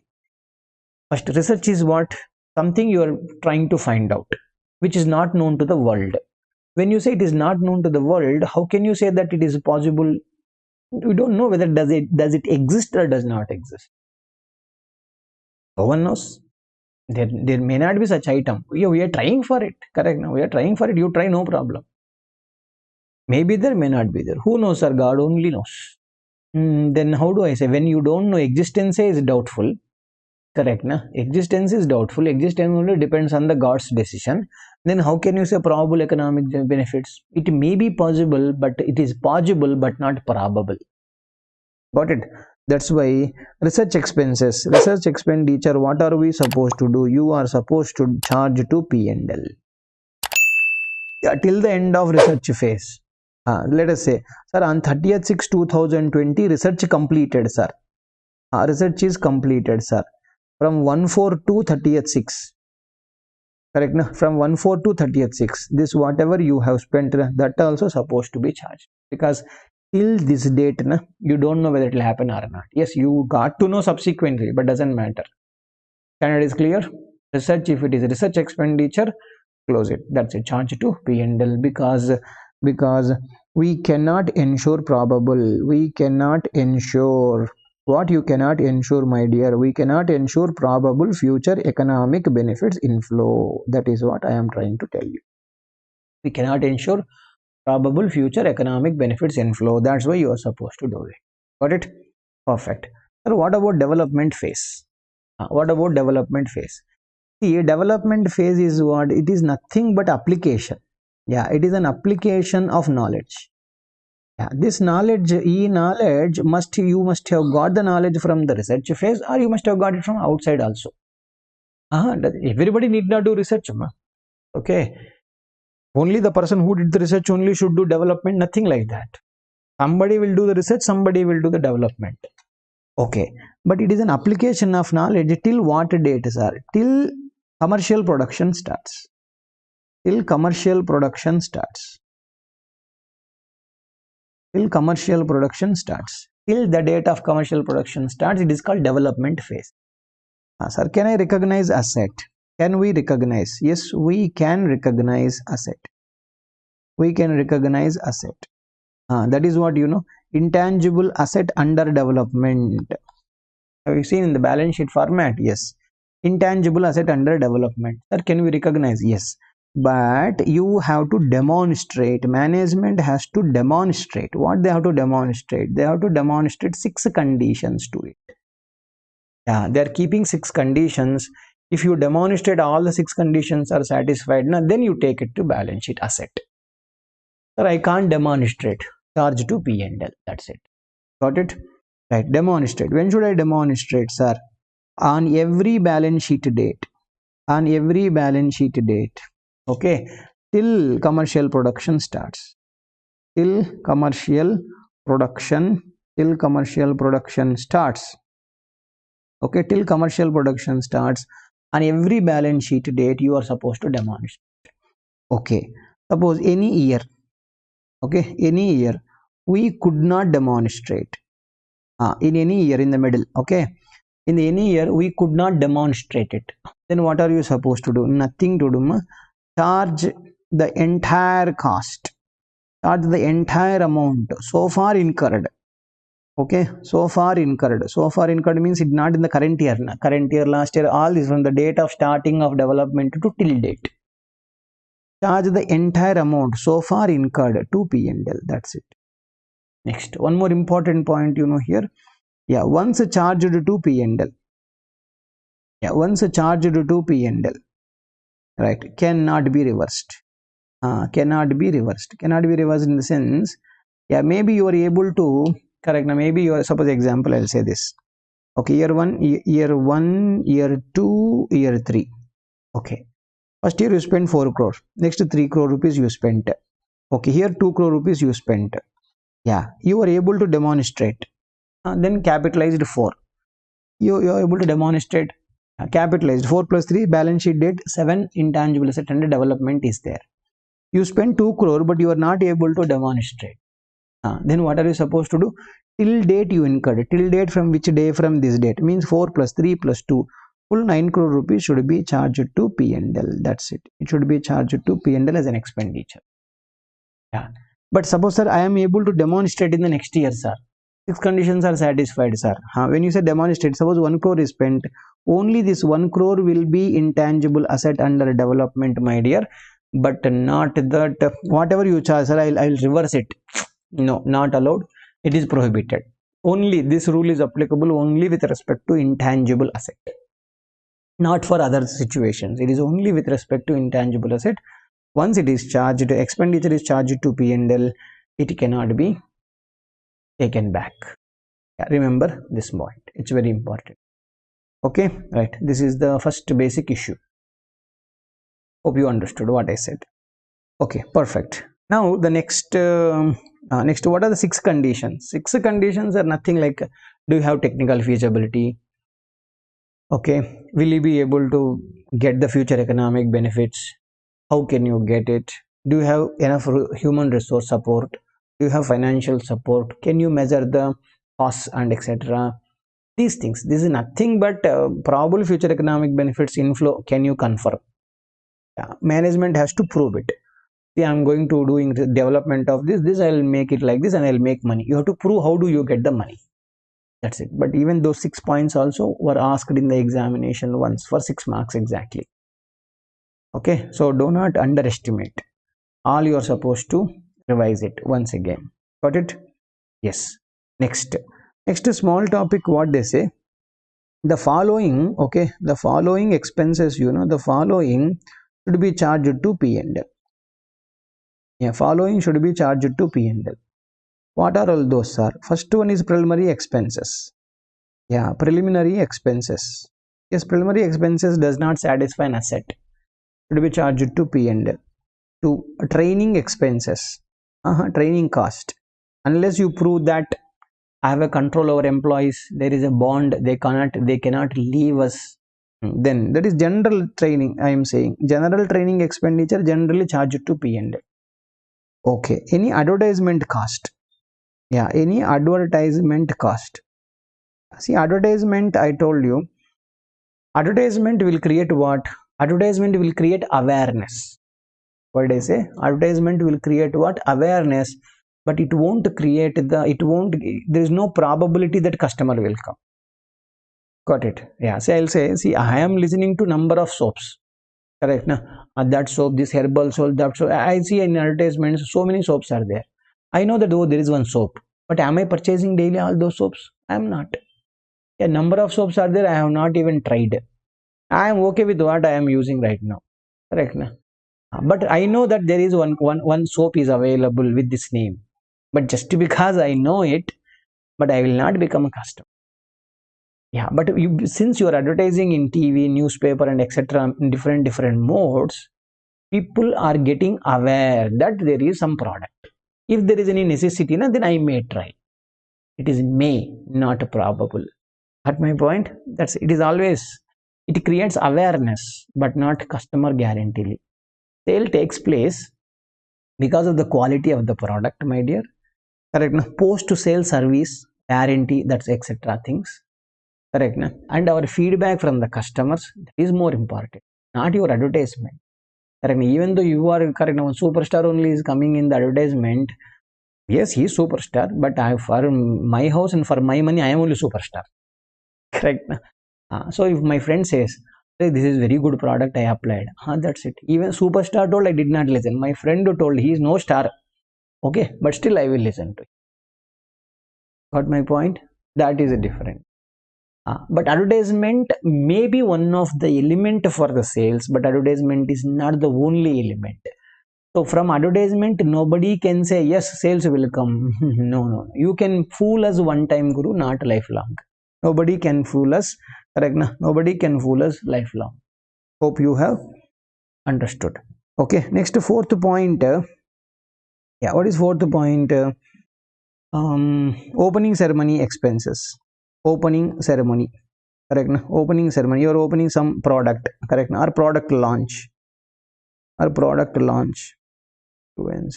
product launch expenses. All these things. No, you were supposed to charge it to P&L. Sir, it is huge money, sir. Doesn't matter, sir. It has to go to P&L means it has to go to P&L. Got it? Right. This is a small topic. That portion is over. Yeah. Next important part in this standard, amortization of intangible asset. This is another important point. Okay. Another important amortization mein what is there, sir? In this, no, basically, what is the method of amortization is one, and what is the useful life is next one discussion. Residual value and all not important discussion. Okay, what is important we will discuss. Yeah, what standard says, sir? Standard says you amortize the intangible cost. Yeah, cost in which ratio? In the ratio of future economic benefits consumption. How are you deriving using the asset? Yeah, apply the ratio of consumption of future economic benefits.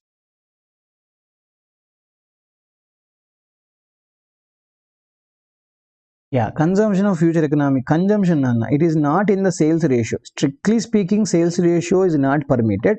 But in the question, if they say sales ratio, you follow that because you don't have other choice. That's why you have to follow it. Consumption ratio. Okay, but why not sales ratio, sir? My dear, sales value will be fluctuating based on the market competitors and etc. Not based on the intangible asset. Yeah, I'll tell you example. Okay, yeah, say example, intangible asset is there. Suppose this is going to be life of 4 years.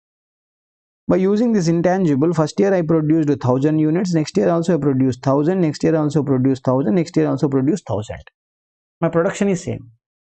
But what is the selling price of here? First year it was 12 rupees, next year it went to 13, next year it went to 8, next year it went to 15.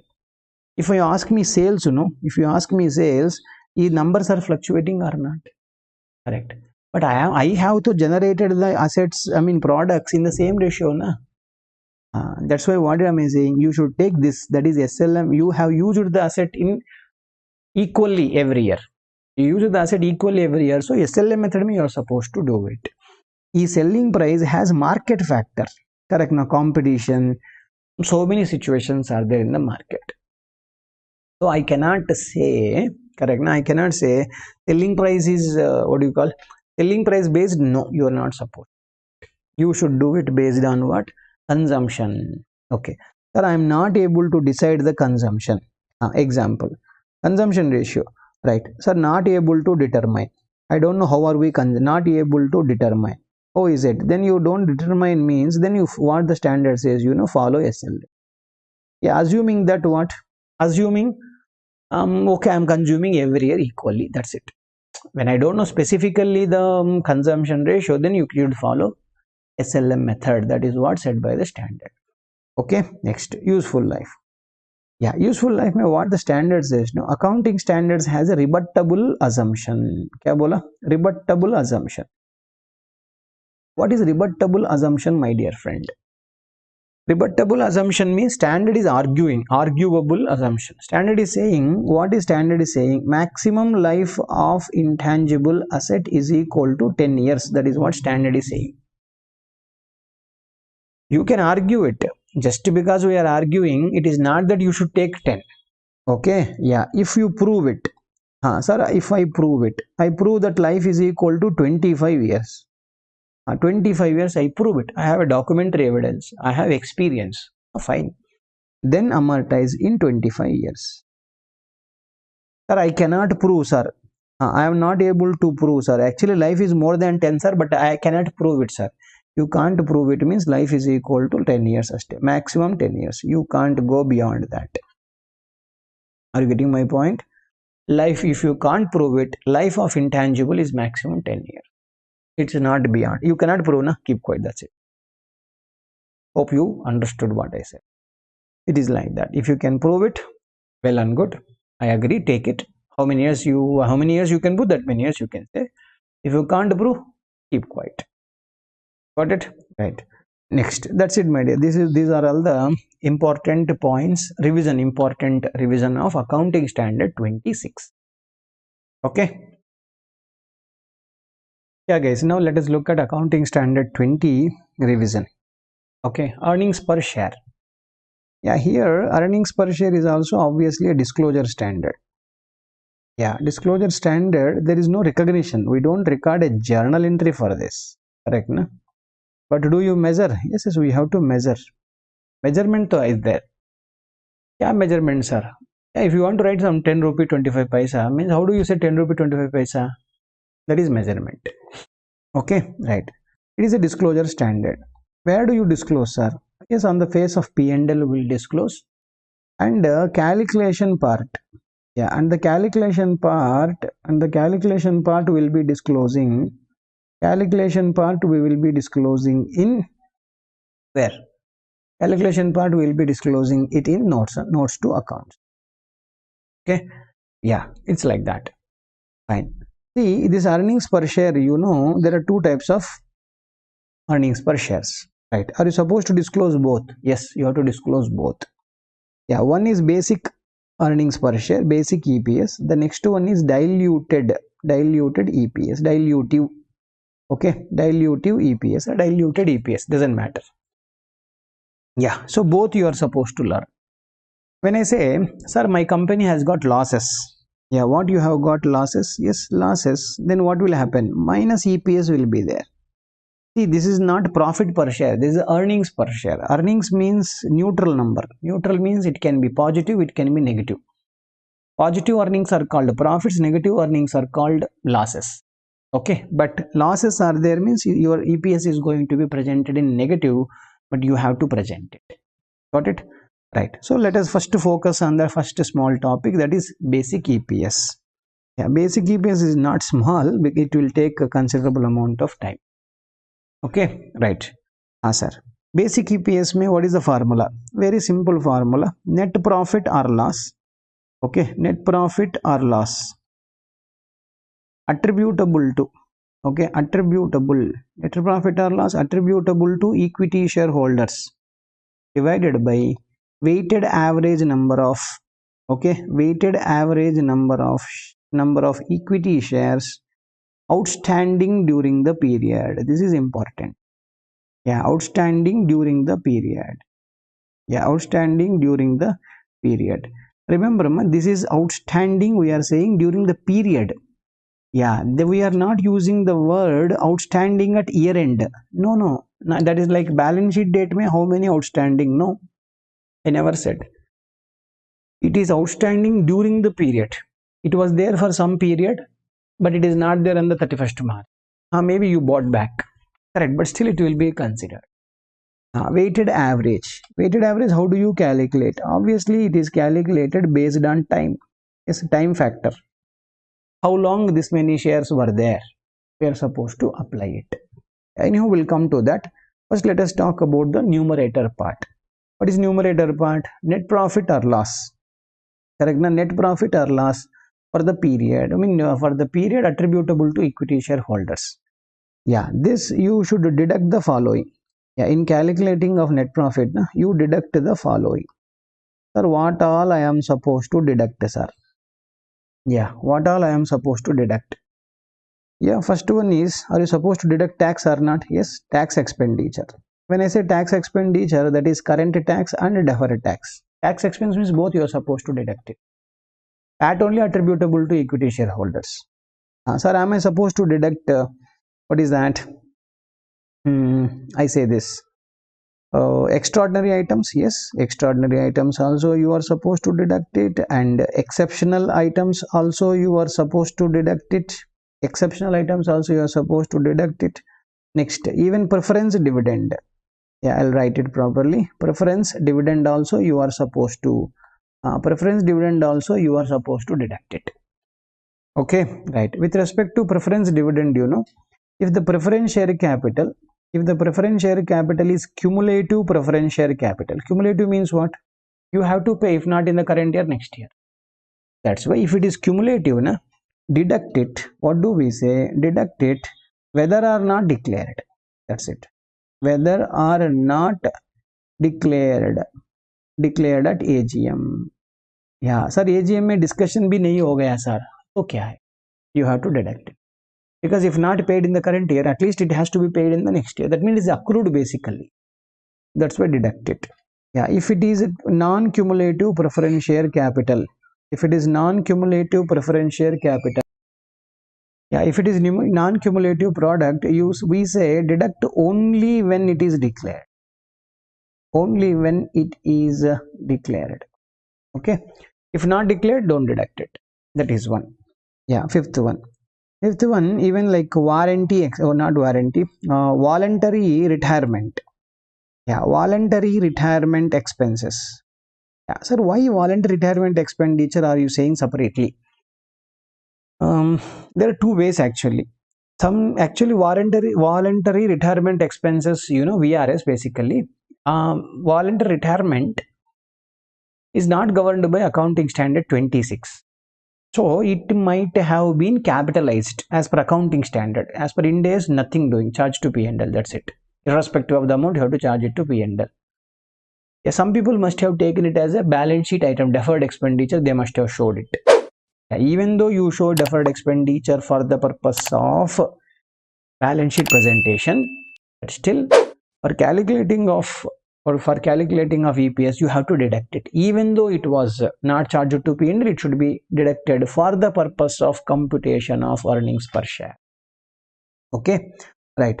So voluntary retirement expenditure, what are we supposed to do? You have to deduct it, even though it is not charged to P&L. If it is already charged, sir, my company already charged, sir, very good. It is already charged means it is already there it is already deducted from the profit, na? Right. So this is the basic information with respect to what? Numerator. Now let us focus on the weighted average, correct? Now weighted average number of equity shares. Yeah, equity shares outstanding during the period. Outstanding during the period. This is the next small point which you are supposed to learn. Yeah, when I say weighted average number of shares outstanding, actually to calculate weighted average, there are two methods. Yeah, any one method you can choose it, because whichever the method you follow, obviously answer will be same. So you can choose whichever you want. First method, what we say, transaction basis. Yeah, transaction method. Okay, transaction basis means what do you do in this case? Right, what is the period between one transaction to another transaction? We will calculate period between one transaction to another. Yeah, we will be calculating. Suppose 1/4 we have some number of things. 30th 6 we issued some more. Yeah, say 30th 9 we have bought back, something like that. Now gap will be calculated from one transaction to, right, one transaction to not another transaction. One second. One transaction to year end, sorry. Yeah, year end means 31st March is my year end. So from here to here, from here to here, from here to here, like that will be calculated. Yeah, next one is what? Balance method. In this balance method, in this case of balance method, what do you do? From one transaction, one balance to another balance, one balance to next balance, date we will be taking it. Means what? First we will say balance as on 1/4, sir, 10,000. Yeah, sir, on 30th 6 we issued, that's why it became 12,000. Say 30th 9 we bought back 1,000, so that's why it became 11,000. It has become. Okay, on 31st March, sir, on 31st March it is still 11,000 rupees, 11,000 shares only. Now, so 10,000 was there for 3 months, 12,000 was there for 3 months, 11,000 was there for 6 months. Just observe here, one balance to another balance will calculate. If it is a transaction method, from the date of transaction to balance sheet date, will be doing. Whichever the method you follow, you will be getting the same answer, right? One question was asked, sometime, 2 times, I think, 2 to 3 times they have asked in the examination, my dear, which date do you take it? Correct. Now, which date you take it? Yeah, this is the generally what you say, date on which money is receivable. Money receivable, not received. Yeah, right to receive. I have got right to receive when? That date. Not board of directors issuing the equity share capital resolution passing in the board. No, not that date. Which day I have right to receive? That date. Or cash already received, sir. You already received, whichever is early, actually, basically speaking. Received or receivable. I already got it, sir. That day only you are obligated to give them the shares. Na? Correct. That's all. Sir, but actually, sir, there is a convertible debenture, sir. Convertible debenture is going, it is converted, sir. It is conversion date actually in the convertible debenture prospectus. At the time of issue itself will tell. See, on 30th 9 2020 we are going to convert it. Correct. You have to take this date.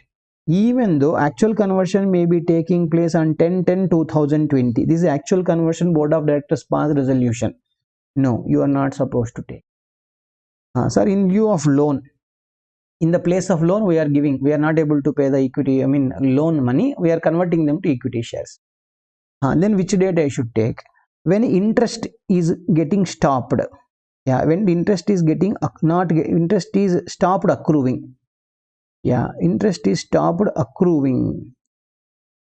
From which day onwards I am not getting interest, that means you become equity shares. It must have become already equity shares. That's why from that date from the which date onwards interest will not come to you. That date onwards equity shares are issued on the assumption you are supposed to take it, and you have to follow that.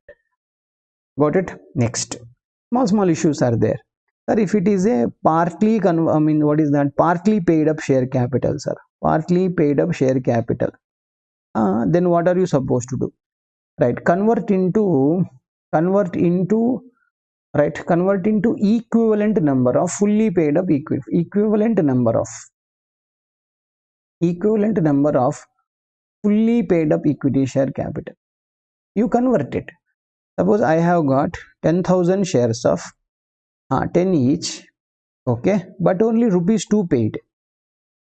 Rupees 2 paid. Then what am I supposed to do? 10,000 shares into actually 10. Correct. 10 is the value. 2 only you collected. That's why divided by 2.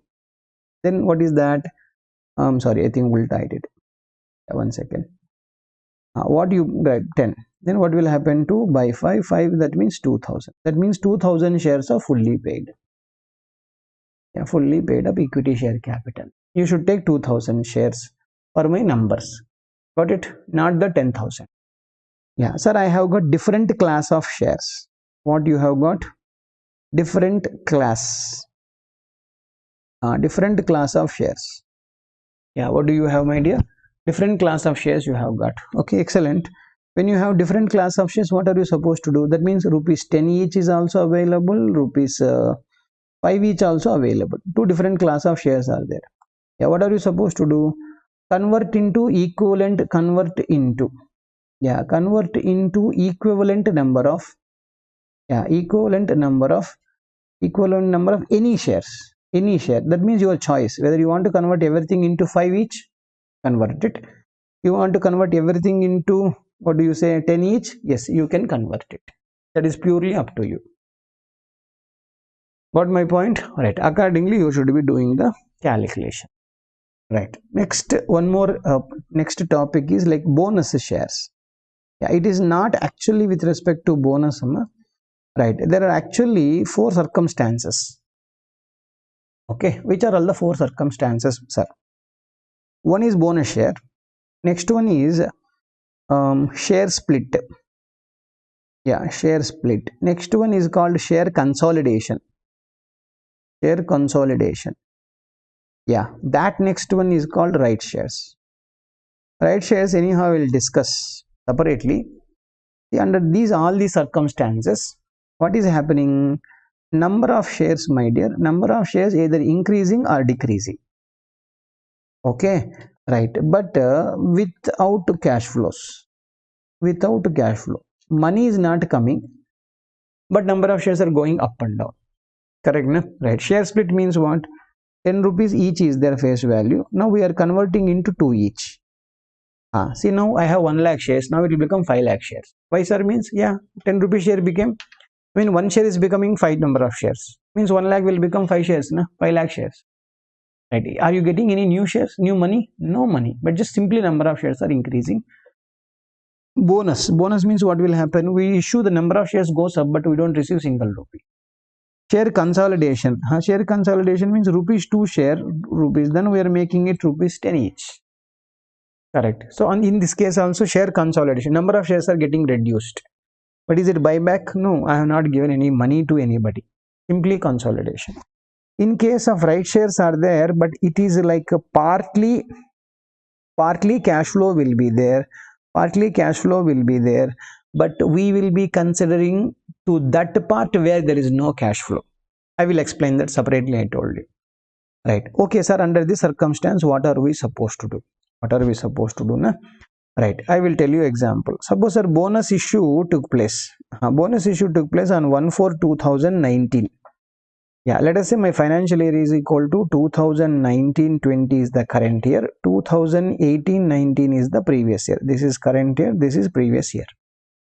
Yeah. Right. Bonus issue took place on 1/4/2019 itself. Okay, my opening balance shares how many, sir? Let us say 10,000 shares are there. Okay, plus bonus. Yeah, bonus is equal to another 10,000 shares we have given. Last year how many were there? 10,000. Yeah, whatever the closing balance of last year, 10,000. Current year closing balance, because 10 plus 10, 20 it became. Correct. Even though bonus shares are being issued in the current year, what am I saying? Even though bonus shares have been issued in the current year, we should assume that these bonus shares have been issued in the beginning of the previous year.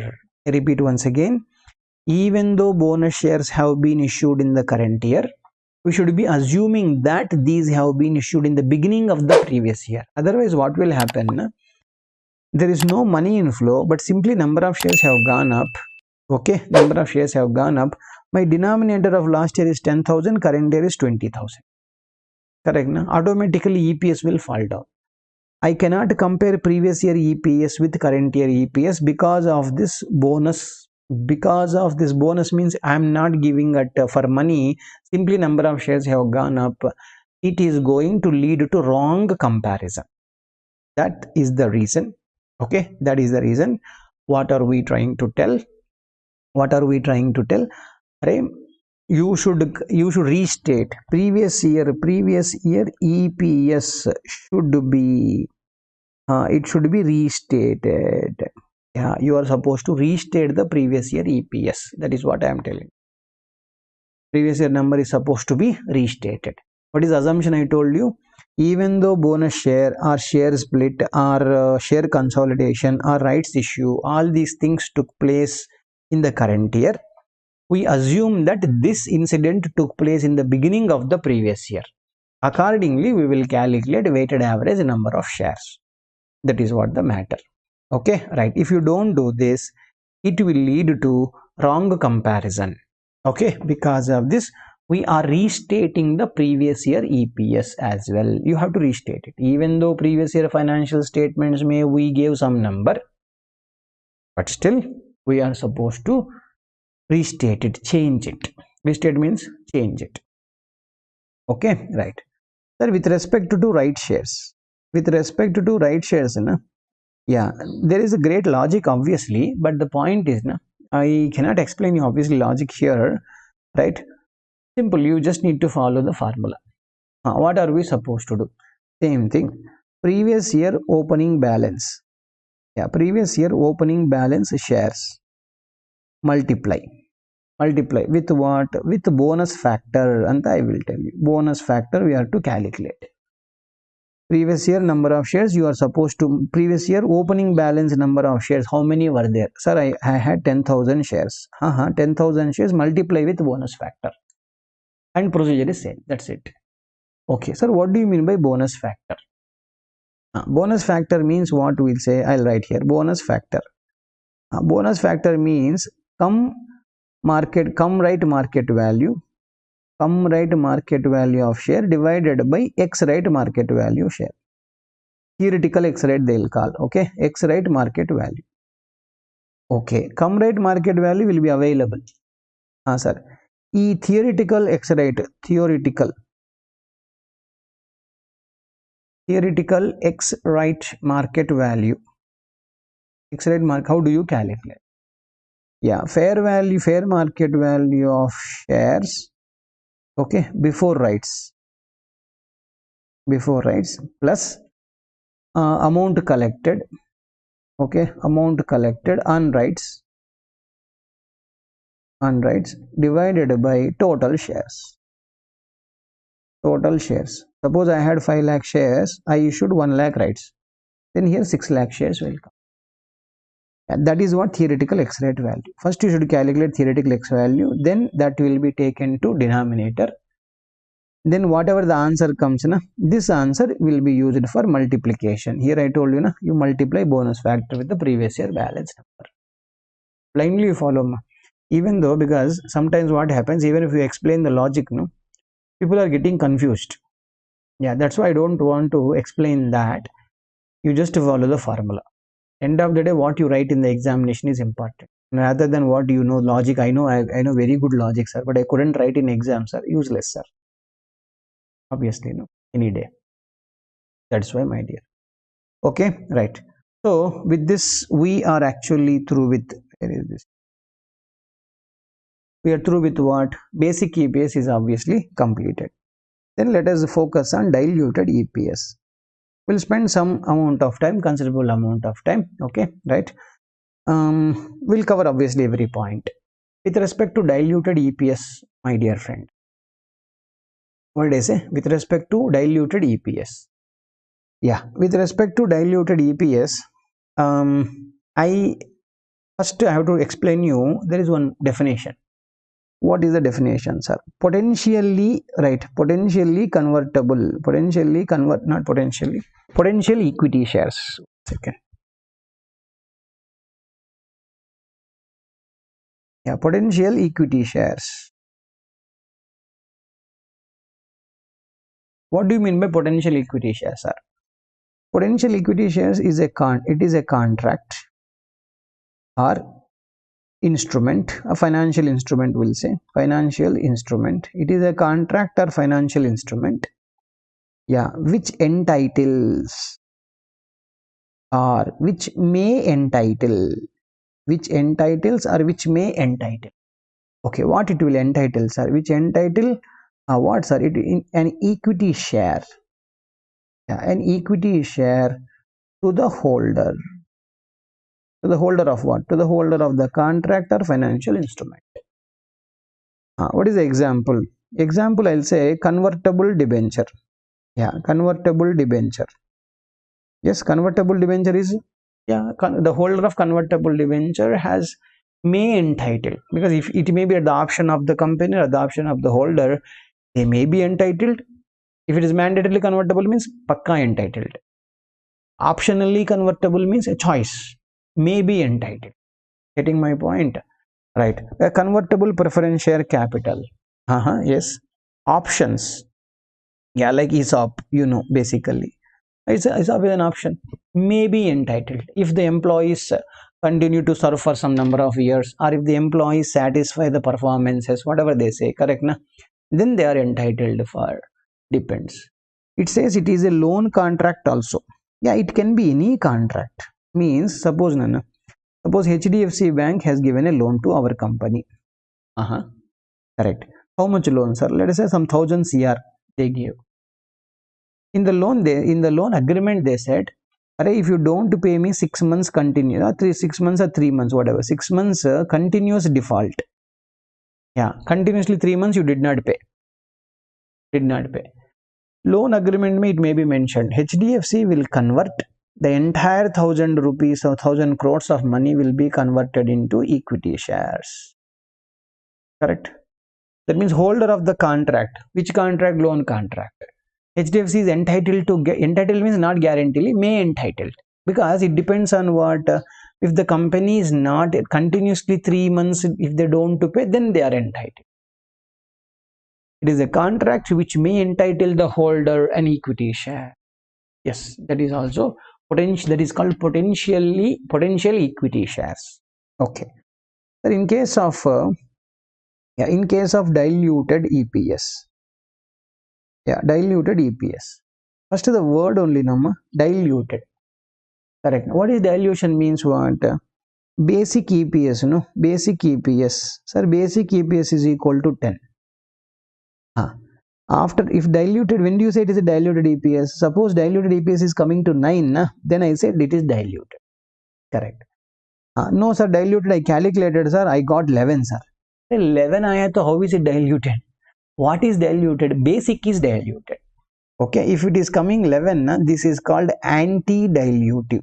Okay, what do you call? Anti, opposite. If it is anti-dilutive potential share, you should not consider it. Means what, sir?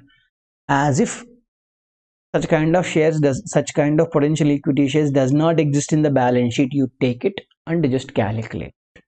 That's why you have to think, what is it, dilutive or anti-dilutive? If it is anti means it is increasing the basic EPS. Okay, or if it is decreasing the basic EPS, then we call it as dilute. If it is increasing, then it is called anti-dilutive.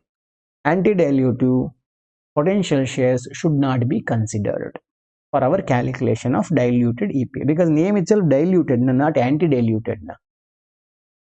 Got it? Okay. Sir, how do you calculate? Here also same thing, net profit or loss, right, attributable to equity shareholders after considering dilution effect. Yeah, dilution effect of potential equity share. Okay, potential equity shares, you have to consider that, divided by, right, what is that, weighted average number of shares. Weighted average number of shares. Okay, again after considering dilution of potential equity shares. This is important. I'll tell you simple example. Say this is one balance sheet. Okay, yeah, say if net profit or loss for the net profit is equal to, let's say, 10 lakh. Okay, number of shares, that is weighted average shares only you take it, that is equal to 1 lakh. Okay, so then that is, what is that, basic is equal to 10 lakh divided by 1 lakh, that is equal to 10. Yeah, you got basic EPS 10. Yeah, here 1 lakh equity shares are there. Okay, that is equal to of 10 each, 10 lakh. Okay, but 10 lakh debentures are also there here, which is equal to 100 lakh rupees. Yeah, let us say this is 12% debentures. Okay, income tax rate is equal to, say, 30% for that. Got it? Now listen carefully. What is this? Is not just a debenture, it is convertible debenture. What is it? It is convertible debenture. It is 10 lakh convertible debentures, amount is equal to this much number is there. Right. What do I say? One number, I'll just change it. Okay, this is 100 lakh, I'll make it. Okay, 100 lakh, I'll make it. One second. This is 1 lakh. Okay, no problem. This is 100 lakh. Then answer is equal to 100 rupees. Okay, just numbers change. Now the question is what? What are we supposed to assume? What is this? This is potential equity share. Assume that this potential equity share is already converted into equity shares. Which day, sir? Which date potential equity share, that means convertible debentures are issued, that date itself it is converted, sir. You should take an assumption. This assumption, assume that all potential equity shares are already converted into equity. Got my point? I repeat once again. Assume that all potential equity shares have been already what? Converted into equity shares. That is the first point. Got it, my point? No, not. Now, okay, if I take that assumption. But if you take this assumption, you have to, take the assumption for full calculation. Listen, now diluted EPS. Fine. How much was the profit? First basic, what? Basic mein 100 lakh was here and 1 lakh was down. Correct, na? Okay. Basic mein 100 lakh. This is 1 lakh. Okay, done. Now let us say these are going to be converted into 5 lakh equity shares. Assume some number. Okay, 5 lakh equity shares or 2 lakh equity shares. Any number is fine. 2 lakh equity shares we are assuming. Okay, perfect. See, if the 100 lakh debenture is not there, means I will not be having the interest also.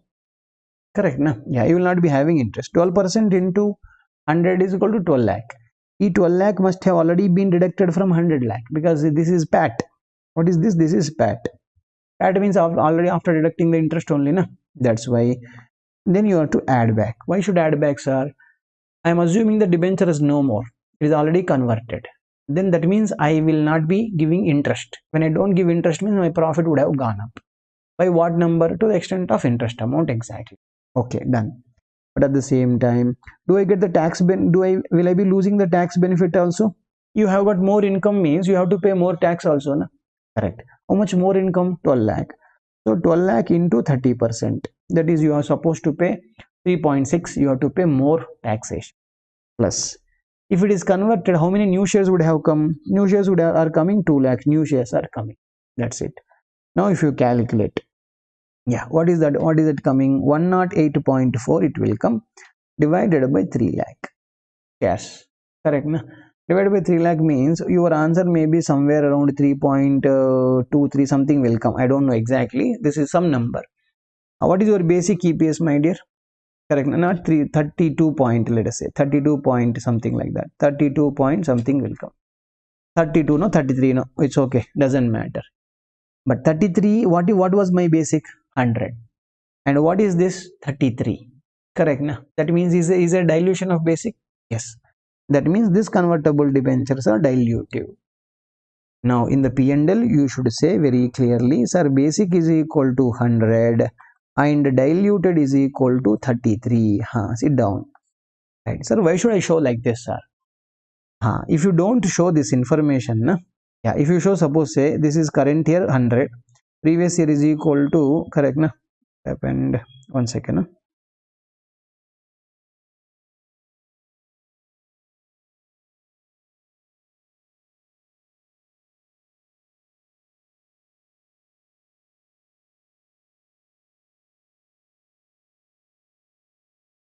Yeah, so I told you, like say current year is equal to, just give me a second. Current year basic is equal to, say current year basic is equal to 100, previous year is equal to, this is 80. Yeah, that before year is equal to 60. What will be the user of financial statement thinking? Wow, see, EPS of the company was 60 or plus 20, plus 20 it has happened. Next year, pakka it is 120. They will be thinking like this. But while they calculating the basic EPS, we have not bothered about the convertible preference or convertible debentures, isn't it? Convertible debenture means what? They already paid money, right? It is just a matter of time. They are going to be converted into equity share. Debenture will cut and equity share will put. They will be getting. They don't pay again money, but the number of shares will be increased all of a sudden. Correct, na? Right. If you in calculation of basic, we don't consider potential equity shares. But are they sitting in the balance sheet or not? Yes, they are sitting in the balance sheet. Right. Any day they are going to, as per the agreement, any day they are going to be converted into equity share. That day they are correct. Na? It may be 100 correct. This may be 100. I agree to you. But all of a sudden this 100 may become 33. Na? This is a caution. Diluted earnings per share is nothing but a caution. If you don't give this caution, people will think of in a wrong fashion and they'll take wrong decisions. Accordingly, they may buy the shares, but without keeping these things in mind. Got my point? Yeah, that's why one should look at the basic diluted, because your what is that PE ratio, price earnings ratio. EPS is the basic information. Somebody calculated based on 100, somebody calculated based on 33. There will be a lot of valuation difference. Who did the calculation based on 33? Na, he will not buy. But who did calculation based on 100? He may buy. Correct, na? That's why we have to give the information. Yeah, same situation if it is convertible preference shares. Yeah, if it is, this is not debentures, assume it is a convertible preference share capital is there. What is there in this? Convertible preference share capital is there. Then what should I consider, sir? No problem. Yeah, then what do? We'll do preference dividend will be added, plus dividend distribution tax also will be adding back. because earlier dividend distribution tax was deducted. Now once it is converted, it will not be deductible. And this is attributable to, we don't pay, it is not preference dividend. Then I do, when there is no preference dividend, why do I have a dividend distribution tax? But anyhow, dividend distribution tax, now I know that it is zero, it is already zero. But in examination, if they give, you have to add dividend distribution tax. Okay. One more thing, options and all are there. You just need to calculate number of shares to be issued for without consideration. You are supposed to calculate. There is a small topic which is nothing much actually. That's it, my dear. If my videos were useful to you, okay, please like the video, share it to your friends. Fine. At the same time, you please comment whether it is okay. I mean, are you happy with it? Not happy? Or I need to develop something? Correct? Something. Right? You can make a comment on this. Thank you. Thanks a lot.